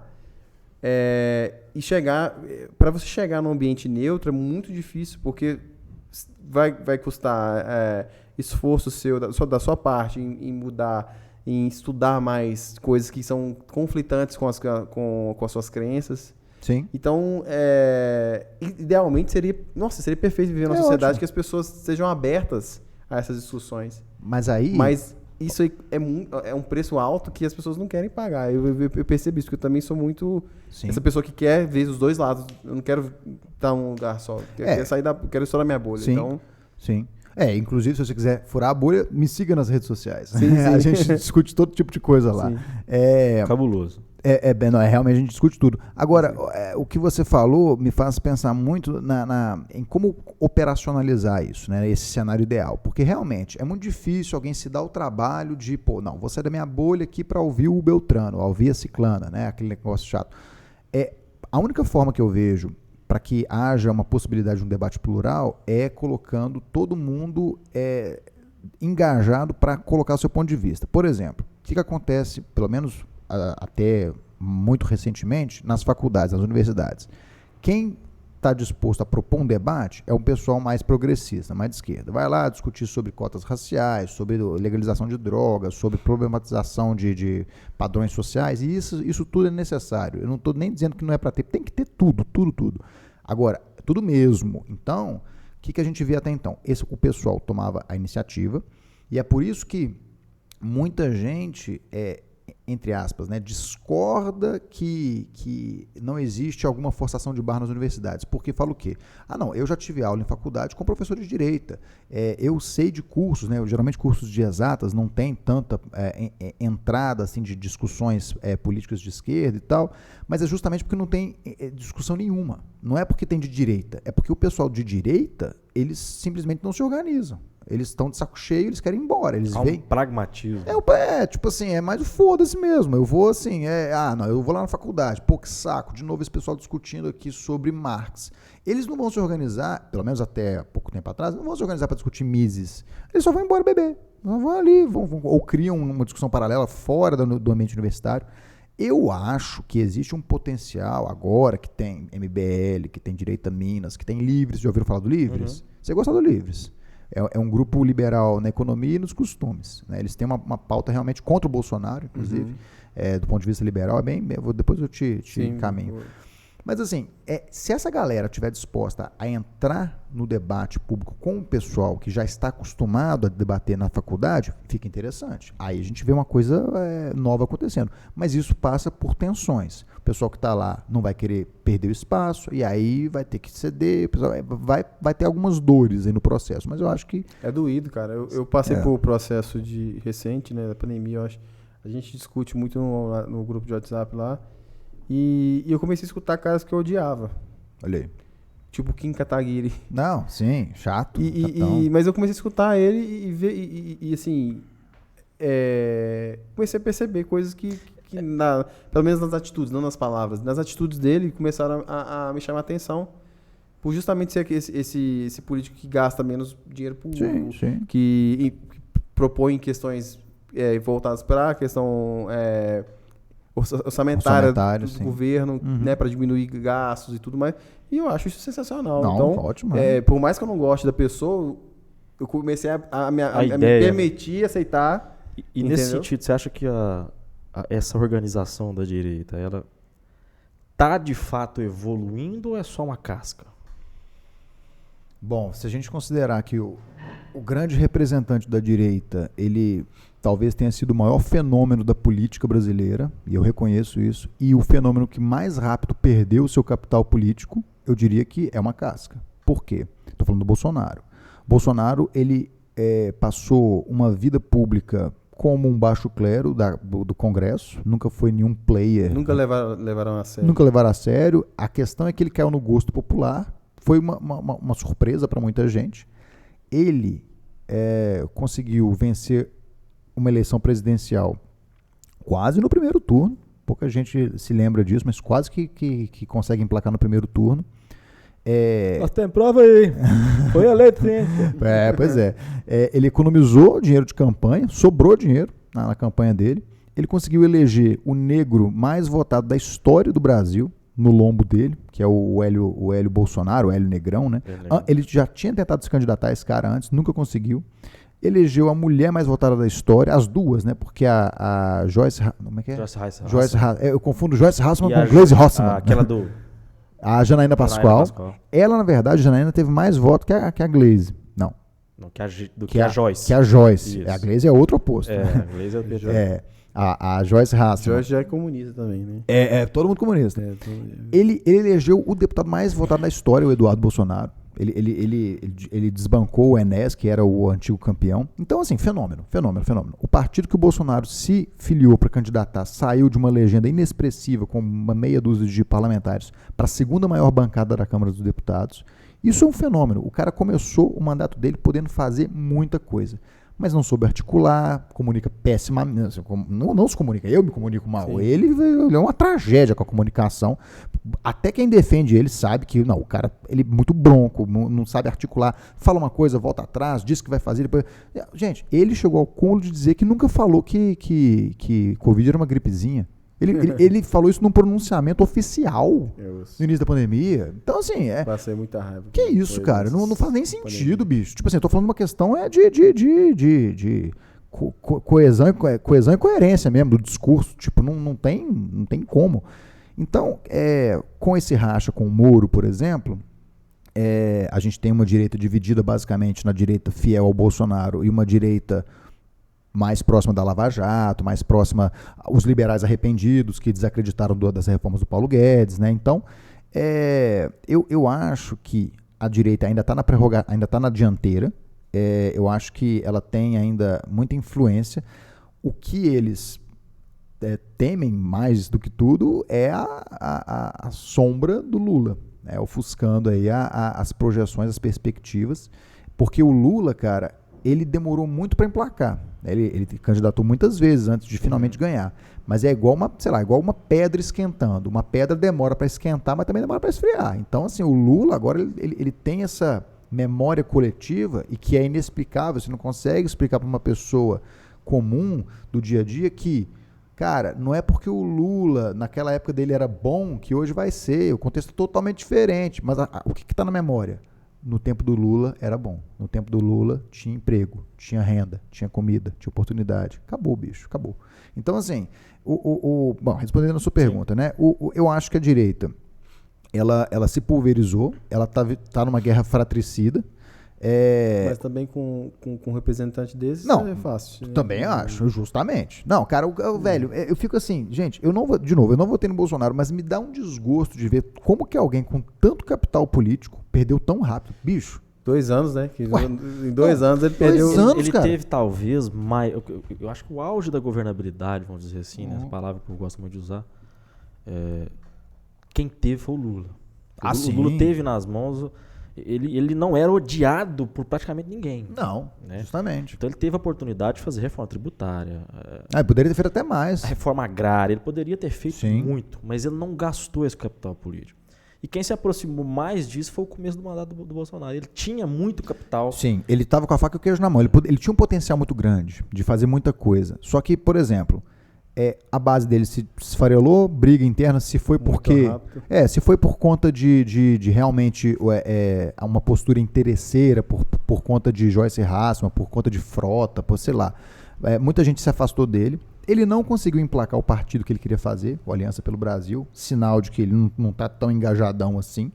E com o tempo, também por conta de pautas que eu considero que não são de primeira necessidade, gastar um capital político gigante para aprovar voto impresso. Ô, bicho, na boa, não tem... realmente foi assim, virou uma bandeira do cara. Tipo assim, eu vou mobilizar todo mundo aqui. E tipo, galera, você tem sei lá, 3 oportunidades, talvez, de conseguir emplacar alguma coisa útil com o Congresso. Porque depois disso, vai ser o Centrão cada vez mais cobrando, pedindo.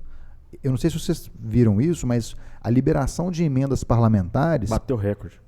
Em 2020 e 2021, assim, o contraste com os anos anteriores é pornográfico, é gigante.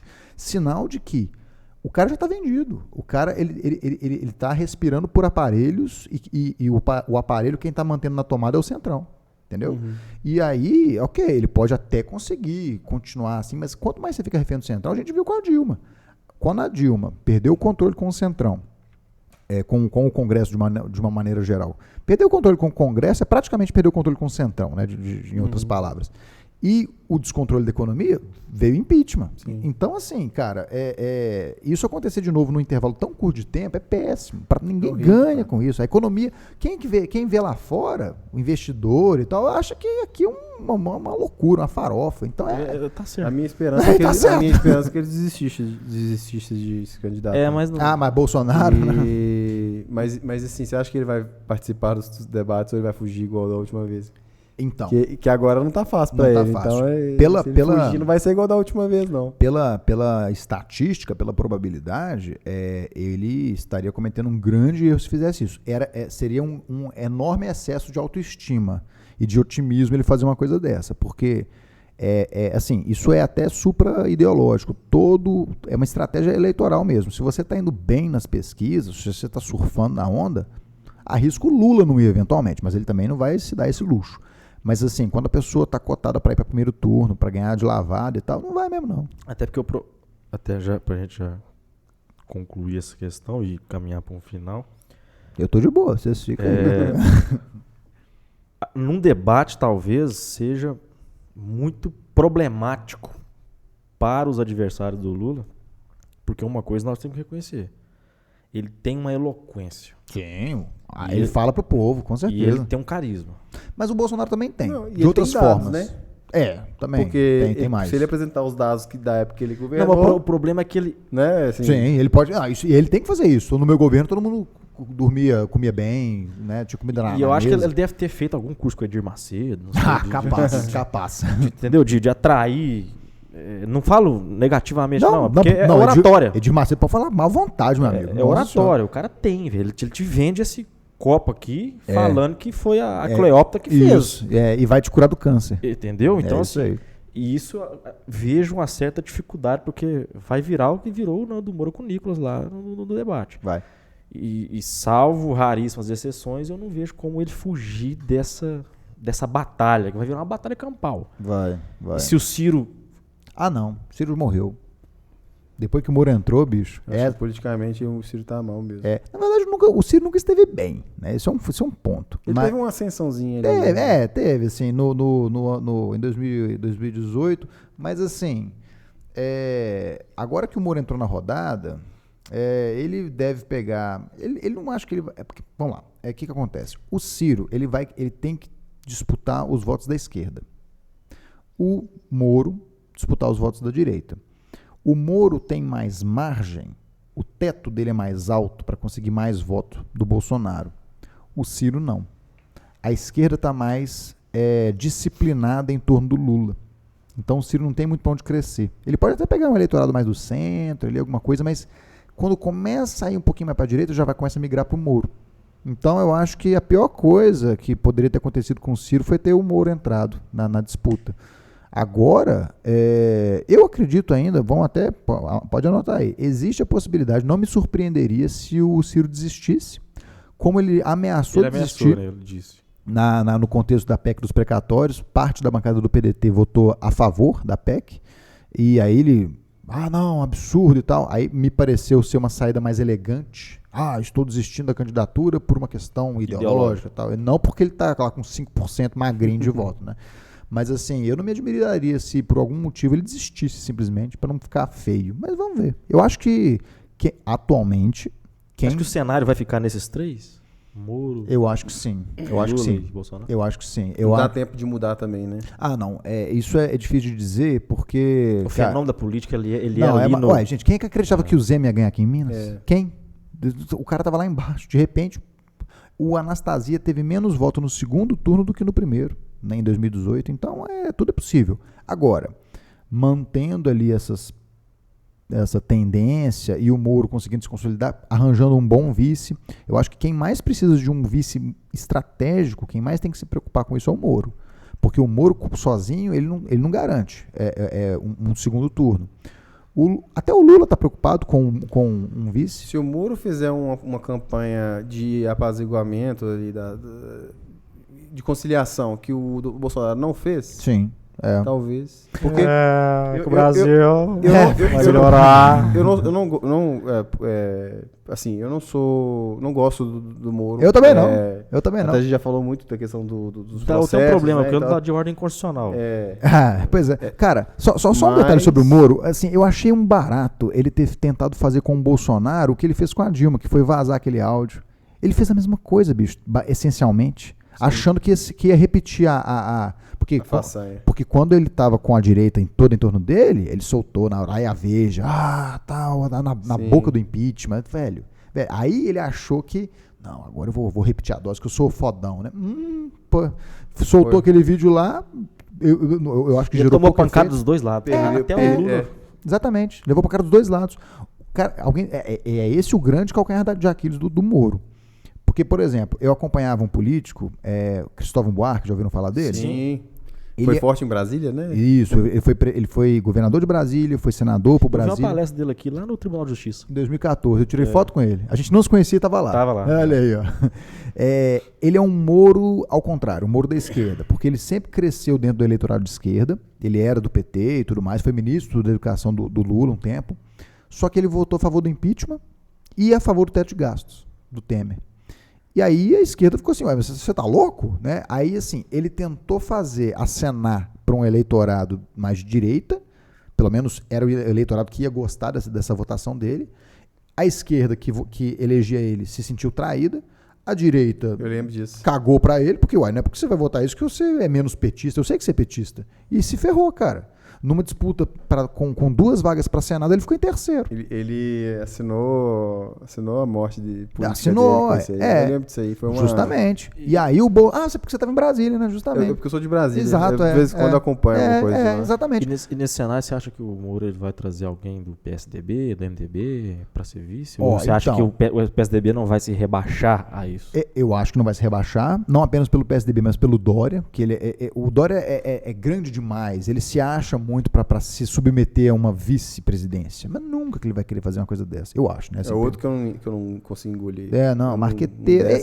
Olha aí, a gente tá falando olha que interessante como é que as coisas são sutis, né? A gente falou de Bolsonaro, Moro, Lula, Ciro, só agora que a gente tá falando do Dória. Então, assim, porque realmente ele é um cara que tá, assim, bem na margem do aproveitador. Ele não tá nem no rebote. Nem no rebote, Mas, assim, eu acho que a melhor pedida pro Moro, numa vice-presidência, é o Mandetta. Não pelo Mandetta em si, ele é uma figura um pouco inexpressiva, mas pelo partido que ele está inserido. Agora, como é que chama o partido novo? É o União Brasil? União Brasil, que é a fusão do DEM com o PSL. Né? Esses 2 partidos, tudo bem que vai ter uma grande evasão, né? Porque muita gente, os bolsonaristas do PSL vão sair, certamente, mas é uma combinação que gerou a maior bancada do Congresso, da maior bancada da Câmara. São cerca de 80 parlamentares hoje. Se sair, 30, ainda tem 50. Isso reflete no fundo eleitoral, no fundo partidário. Então, com essa bomba, né, com esse volume de gastos e com a capilaridade que o DEM conseguiu, porque os partidos que tiveram melhor desempenho nas eleições municipais, em termos de crescimento e tudo mais, foi DEM, PSD, acho que o MDB continua bem influente, certamente continua, ele perdeu um pouco, mas continua com o maior número de municípios, mas reparem, o DEM está nesse meio, né? Então, junta isso com o PSL, e isso pode gerar um capital político interessante, em termos de financiamento mesmo. Então, a outra opção interessante para o Moro seria o Pacheco, mas o Pacheco é outro que eu acho que não toparia se rebaixar a uma vice-presidência. Acho que ele deve se recandidatar e talvez tentar uma presidente. O Pacheco está numa situação muito confortável, porque ele está no meio do mandato dele de senador. Então ele não perderia nada se tentasse a disputa. Ele faria como o Anastasia fez em 2018. Ele estava no meio do mandato, tentou, perdeu, voltou para o Senado, tranquilo. O Pacheco está nesse momento assim. Mas assim, realmente não sei, cara. O que eu sei é que o Moro é o que mais precisa pensar estrategicamente o vice dele. Porque ele precisa de voto mais do que todo mundo. E você acha que um segundo turno, hipoteticamente, Lula e Moro, é barbada pro Moro ou não? Cara, vai ser uma disputa muito interessante. Muito interessante, porque... Bom, algumas pesquisas estão indicando vitória do Lula no primeiro turno. Eu não sei se essas pesquisas elas estão... Bom, pesquisa depois do que a gente viu aqui com o Zema, com a Dilma mesmo, né, que candidatou a senador e perdeu feio, né, estava em primeiro, foi para quarto. Tem sempre que ver com um olhar crítico. Mas, cara, essa pergunta é muito boa, viu? Gostei.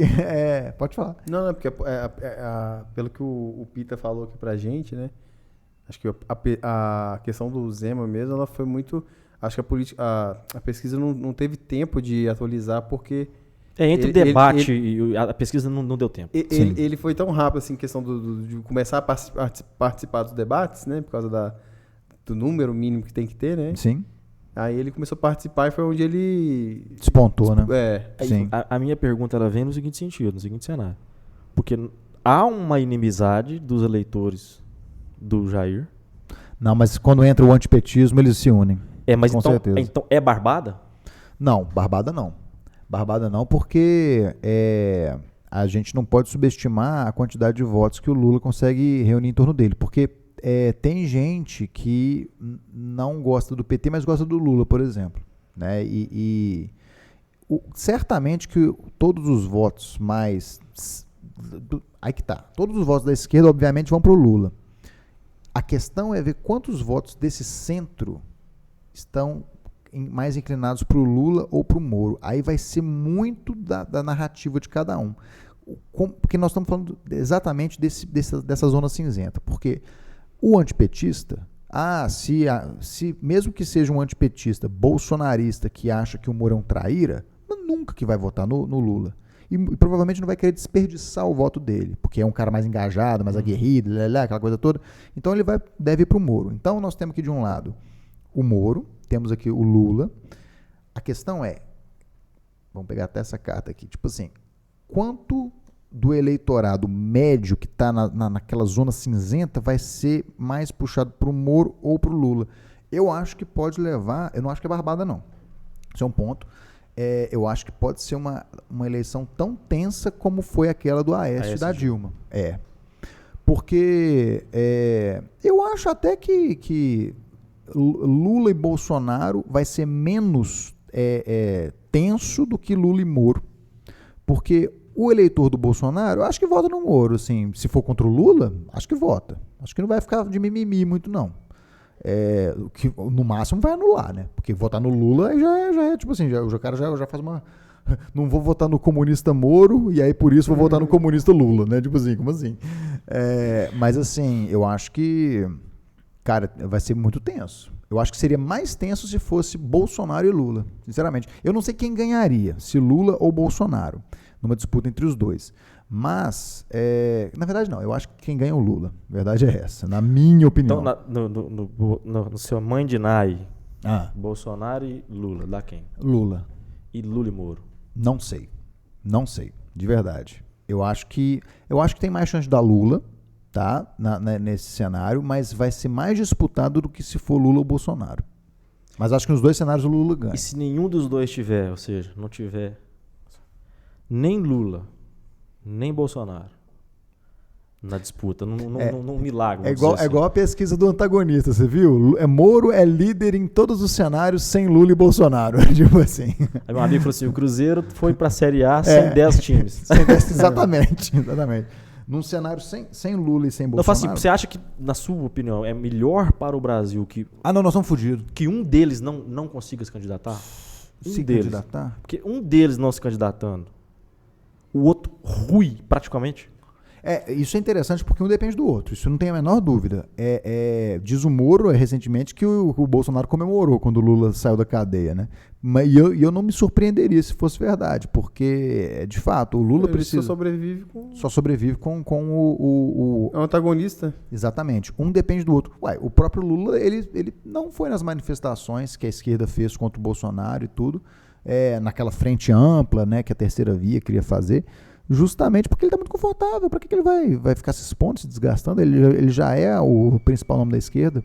Mas, respondendo a sua pergunta, eu acho que... Peraí, qual foi a sua pergunta? Não, se o melhor cenário para o Brasil seria se um deles não conseguisse se candidatar. Com certeza. Mas isso não me leva, por exemplo, como muita gente tem tentado fazer, porque sabe que isso aconteceria, eu não apoio o impeachment do Bolsonaro, por exemplo. Eu acho que isso geraria um desgaste institucional que abriria uma caixa de Pandora, bicho. A gente não sabe o que pode acontecer depois disso. Assim, eu não sou muito da narrativa do golpe militar, eu acho que isso é muito exagerado, acho que a gente tem instituições fortes o suficiente para isso. Mas sei lá o que pode acontecer no impeachment, velho. Sei lá, velho, tá tudo tão doido, sabe? Tá muito doido. Então, assim, deixa esse cara perder na urna, se for o caso. Ou que renuncie até, não é o ideal também, não, mas impeachment não, velho. E, sinceramente, eu acho que não vai acontecer também. Acho que já estamos caminhando para o final do mandato dele e ele tem alguma governabilidade, alguma estabilidade na economia. Essas manifestações a favor do impeachment não são tão fortes assim, não saem muito da bolha da esquerda. Então, acho que isso não corre o risco de acontecer, não. Mas seria muito interessante que houvesse uma forma de um dos dois não se candidatar, eu acho. Porque aí sim a gente abriria a possibilidade de outros nomes, outras vozes. Sim. E como você falou, cara, não sou fã do Moro, eu acho que ele foi extremamente oportunista e aproveitador. Paga o pau para aquele deputado federal do PSOL do Rio, Glauber Braga, na frente dele, ladrão, juiz ladrão. O cara foi macho, achei assim bem corajoso da parte dele. Então, assim... Apesar de não concordar com aquela narrativa toda. Eu nunca concordo com a narrativa toda, mas assim, tem certas atitudes que eu vejo acontecer que eu fico assim, pô, esse cara é cabuloso. Eu acho que seria extremamente salutar que alguém conseguisse romper. Eu já escolhi meu lado. Eu vou votar em quem tiver em terceiro lugar, em quem tiver mais próximo de romper a bolha. É Moro? Boto no Moro. É Ciro? Boto no Ciro. Tipo assim, eu tô realmente pensando pragmaticamente para romper o bolso Lula. Você acha que a chance do candidato do Novo é zero? De quem? Do candidato do Novo. Candidato do Novo? Zero. Mas totalmente zero. O que aconteceu com o Zema foi isso aí. Acho que a galera pegou ali, o Zema tava em terceiro, vamos votar nele. Não tem dúvida, não tem a menor dúvida. Mas foi muita gente aí. Foi. Depois... O problema meu é que o terceiro nome que vier nas pesquisas, se ele for o Ciro ou o Moro, eu tenho objeções grandes também. Mas eu vou estar num... Você tá votando não voto, cara. No limbo, cara. Não, então. Eu vou ficar num limbo muito grande. Mas é que tá. Você não tá votando... por exemplo, a minha irmã quase me empalou lá em casa quando eu falei que ia votar no Moro. Porque ela vai votar no Lula. E ela acha que todo mundo vai votar no Lula. Mas assim, esse voto, cara, não é um voto que você tá dando pra pessoa. É um não voto. Você está não votando no Bolsonaro ou no Lula. Cara, pra eu fugir dessa lógica minha, tinha que ser um cara assim, Boulos tá em terceiro. Aí é sacanagem. Aí eu já fico assim, não, velho, vai estar exagerando. Mas, assim, sei lá.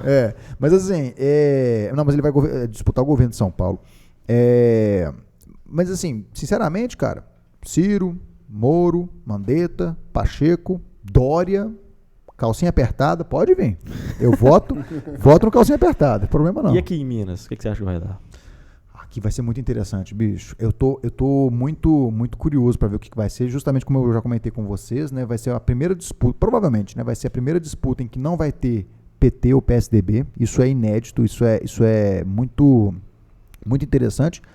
Acho que o Zema caminha para uma reeleição tranquila relativamente. Vai depender do tanto que vão apostar no Calil como eventual candidato, porque o Calil, ele está muito bem cotado, está bem avaliado, assim, por mais que muita gente critique ele aqui, no contexto de pandemia, ele foi reeleito em primeiro turno, isso é fato, né, é estatístico, E ele está num partido que tem crescido muito, que está com um capital político gigantesco, que tem Rodrigo Pacheco na presidência do Senado, que tem o Kassab fazendo uma articulação gigante pelo Brasil afora, que conquistou muitas prefeituras, isso conta.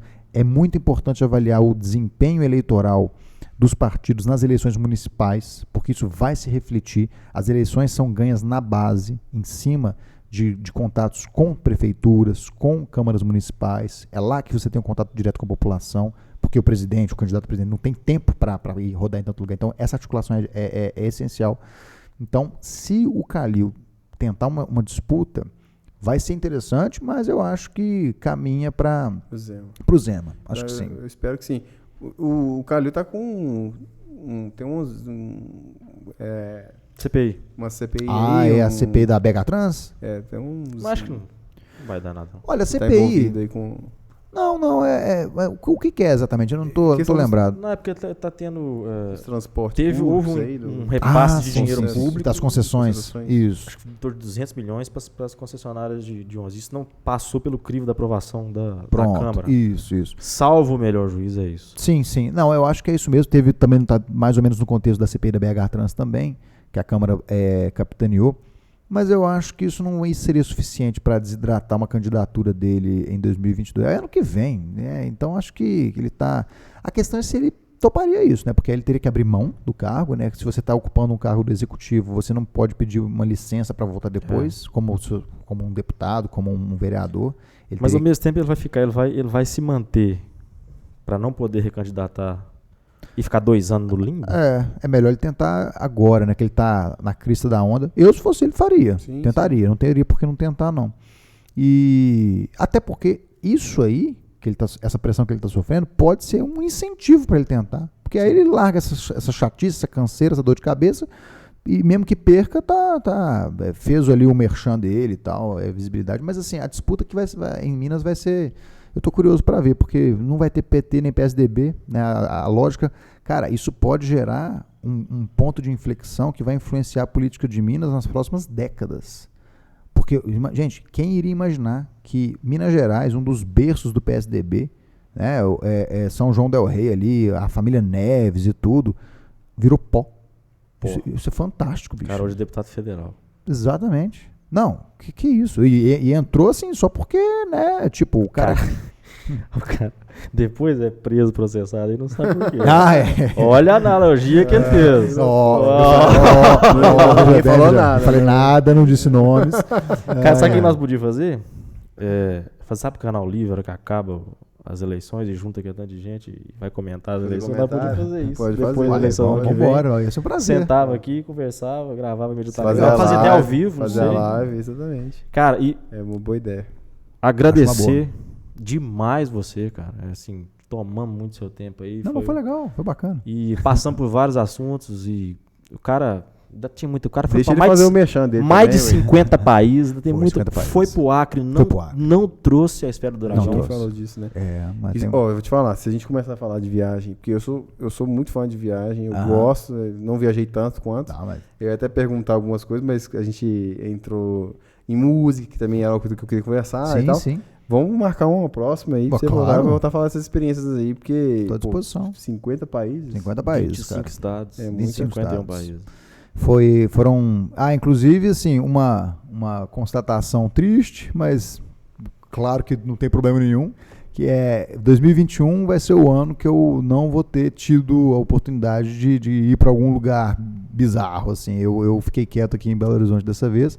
Em 2020, para manter o ritmo, eu fui pro Acre. Eu atravessei a fronteira do Peru clandestino, porque não podia...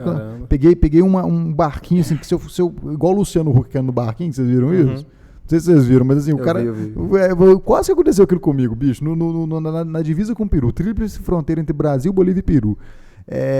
E esse ano eu fiquei quieto, e aí vai quebrar uma sequência minha de 10 anos viajando pelo menos uma vez por ano para algum país fora aí, para algum país, quando né? diz o Jovem Nerd, selo babaca, né? É selo babaca. E assim, white people problems também, né? Estou tão triste que não vou poder viajar para fora esse ano e tal. Mas assim, eu tô encerrando um legado aí de 10 anos com experiências. E assim, não é viagenzinha, blogueirinha não, assim, é punkzão mesmo. Mas quem assim, gosta é uma prioridade. Não, total, pra mim é prioridade. Total. Cara, e assim, dá pra viajar bem e barato, cara. Já ouviu falar em Couchsurfing? Já. Pois é. Não, assim, né? Eu viajei o mundo, assim, cara. Eu gastei, assim, se somar tudo que eu gastei de hospedagem nesses 10 anos, não dá 5 mil reais. De verdade. Tem um juro. brasileiro aí, não sei se você conhece, ele faz vídeos no YouTube, ele posta muita coisa aí. Ele começou a fazer essas viagens, ele era de Brasília, inclusive. Acho que eu morei no Gama, acho que ele morava no Gama também. Ele começou a fazer viagens assim, de couchsurfing, e sem dinheiro mesmo. Ele tinha só passagem, ele começou a vender, tipo assim, bala na rua. Sim. Vender coisa na rua, assim, pra juntar um dinheiro. Ele falava, não, porque eu tô vendendo pra viajar mesmo e tal. E o cara vai fazendo isso. Aí ele vai pra Europa, aí ele fica lá, assim, com um limite de dinheiro. Aí, tipo, ele arruma o dinheiro do dia pra comer, e às vezes come de graça em alguns lugares, né? tal. E nisso o cara vai vivendo ali, cara. Pois e ele vai no couchsurfing, vai fazendo as coisas. E o cara conhece o mundo inteiro, praticamente assim. E tem gente muito doida nesse mundo, cara. Eu topei com uns malucos aí, desses que ficam na Praça da Liberdade vendendo artesanato. O cara tá viajando há 4, 5 anos. Ele para numa cidade aleatória, fica lá um mês, fica lá 2, fica lá vendendo as artes dele e tal. Assim, os caras são cidadão do mundo mesmo. Sim. Né? E assim, cara, dá pra gente falar um podcast inteiro sobre isso, cara. Caramba, Sibéria eu já fui, deserto, montanha, assim, é maravilhoso, cara. Tem muita história pra contar, muito perrengue também. Não, isso aí a gente sempre fala, eu sempre lembro, vamos gerar conteúdo pra... Lógico. Quer dizer, já geramos aqui e deixar um gerar mais pra próxima. Claro, não, com certeza. Vai ser um prazer. Parte 2, né? Não, tô à disposição, gente. Vai ser bom. Eu vou trazer um contato também da área da música, do cenário da música. Acho que vai agregar bastante vocês. Pô, top demais. E fazer meu merchan. Faz aí, ó. Fazer o merchan. Olha aí, ó. Aqui, ó. Olá, pessoal. Se vocês têm interesse em discutir política de uma forma mais inteligente, didática, sem aquele bate-boca improdutivo de lado A, lado B, não deixe de acompanhar o meu Instagram, @andré.denardi. Acho que vai estar na descrição também do vídeo, né? Mas pouca gente lê a descrição do vídeo. Pouca gente lê. Denardi, gente. D de dado, N de nariz, A, R de raço, D de dado, I. André.denardi. Meu Instagram. Temos um canal no YouTube também, o mesmo nome. Estamos começando lá, não estou ainda aos pés destes titãs aí.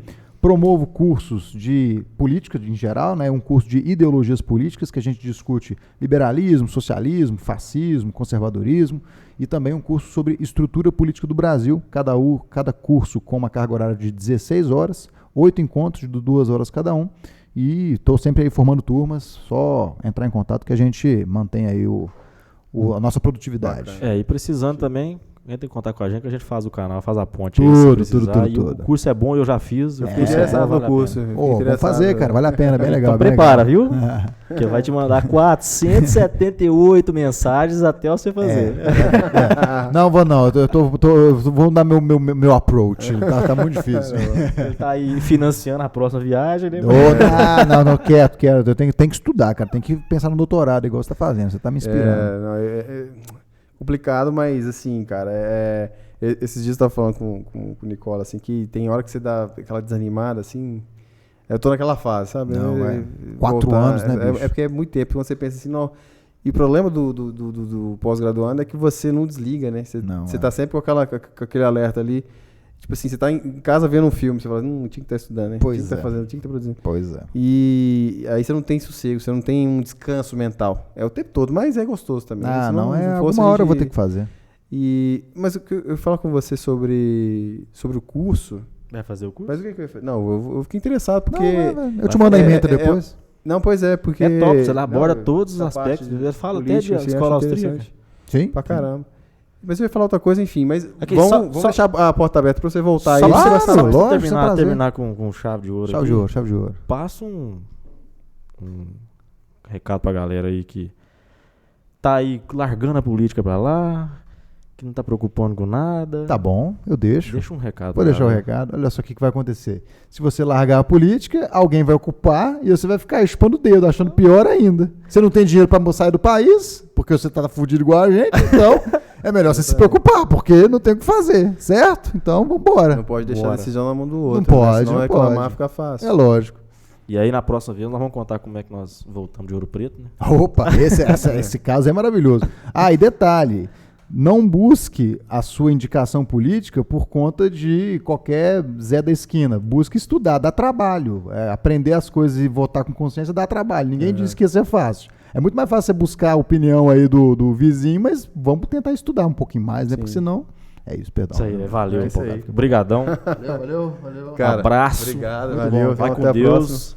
Mais um episódio aí. Valeu, muito obrigado. Valeu, gente. É isso aí. Até mais.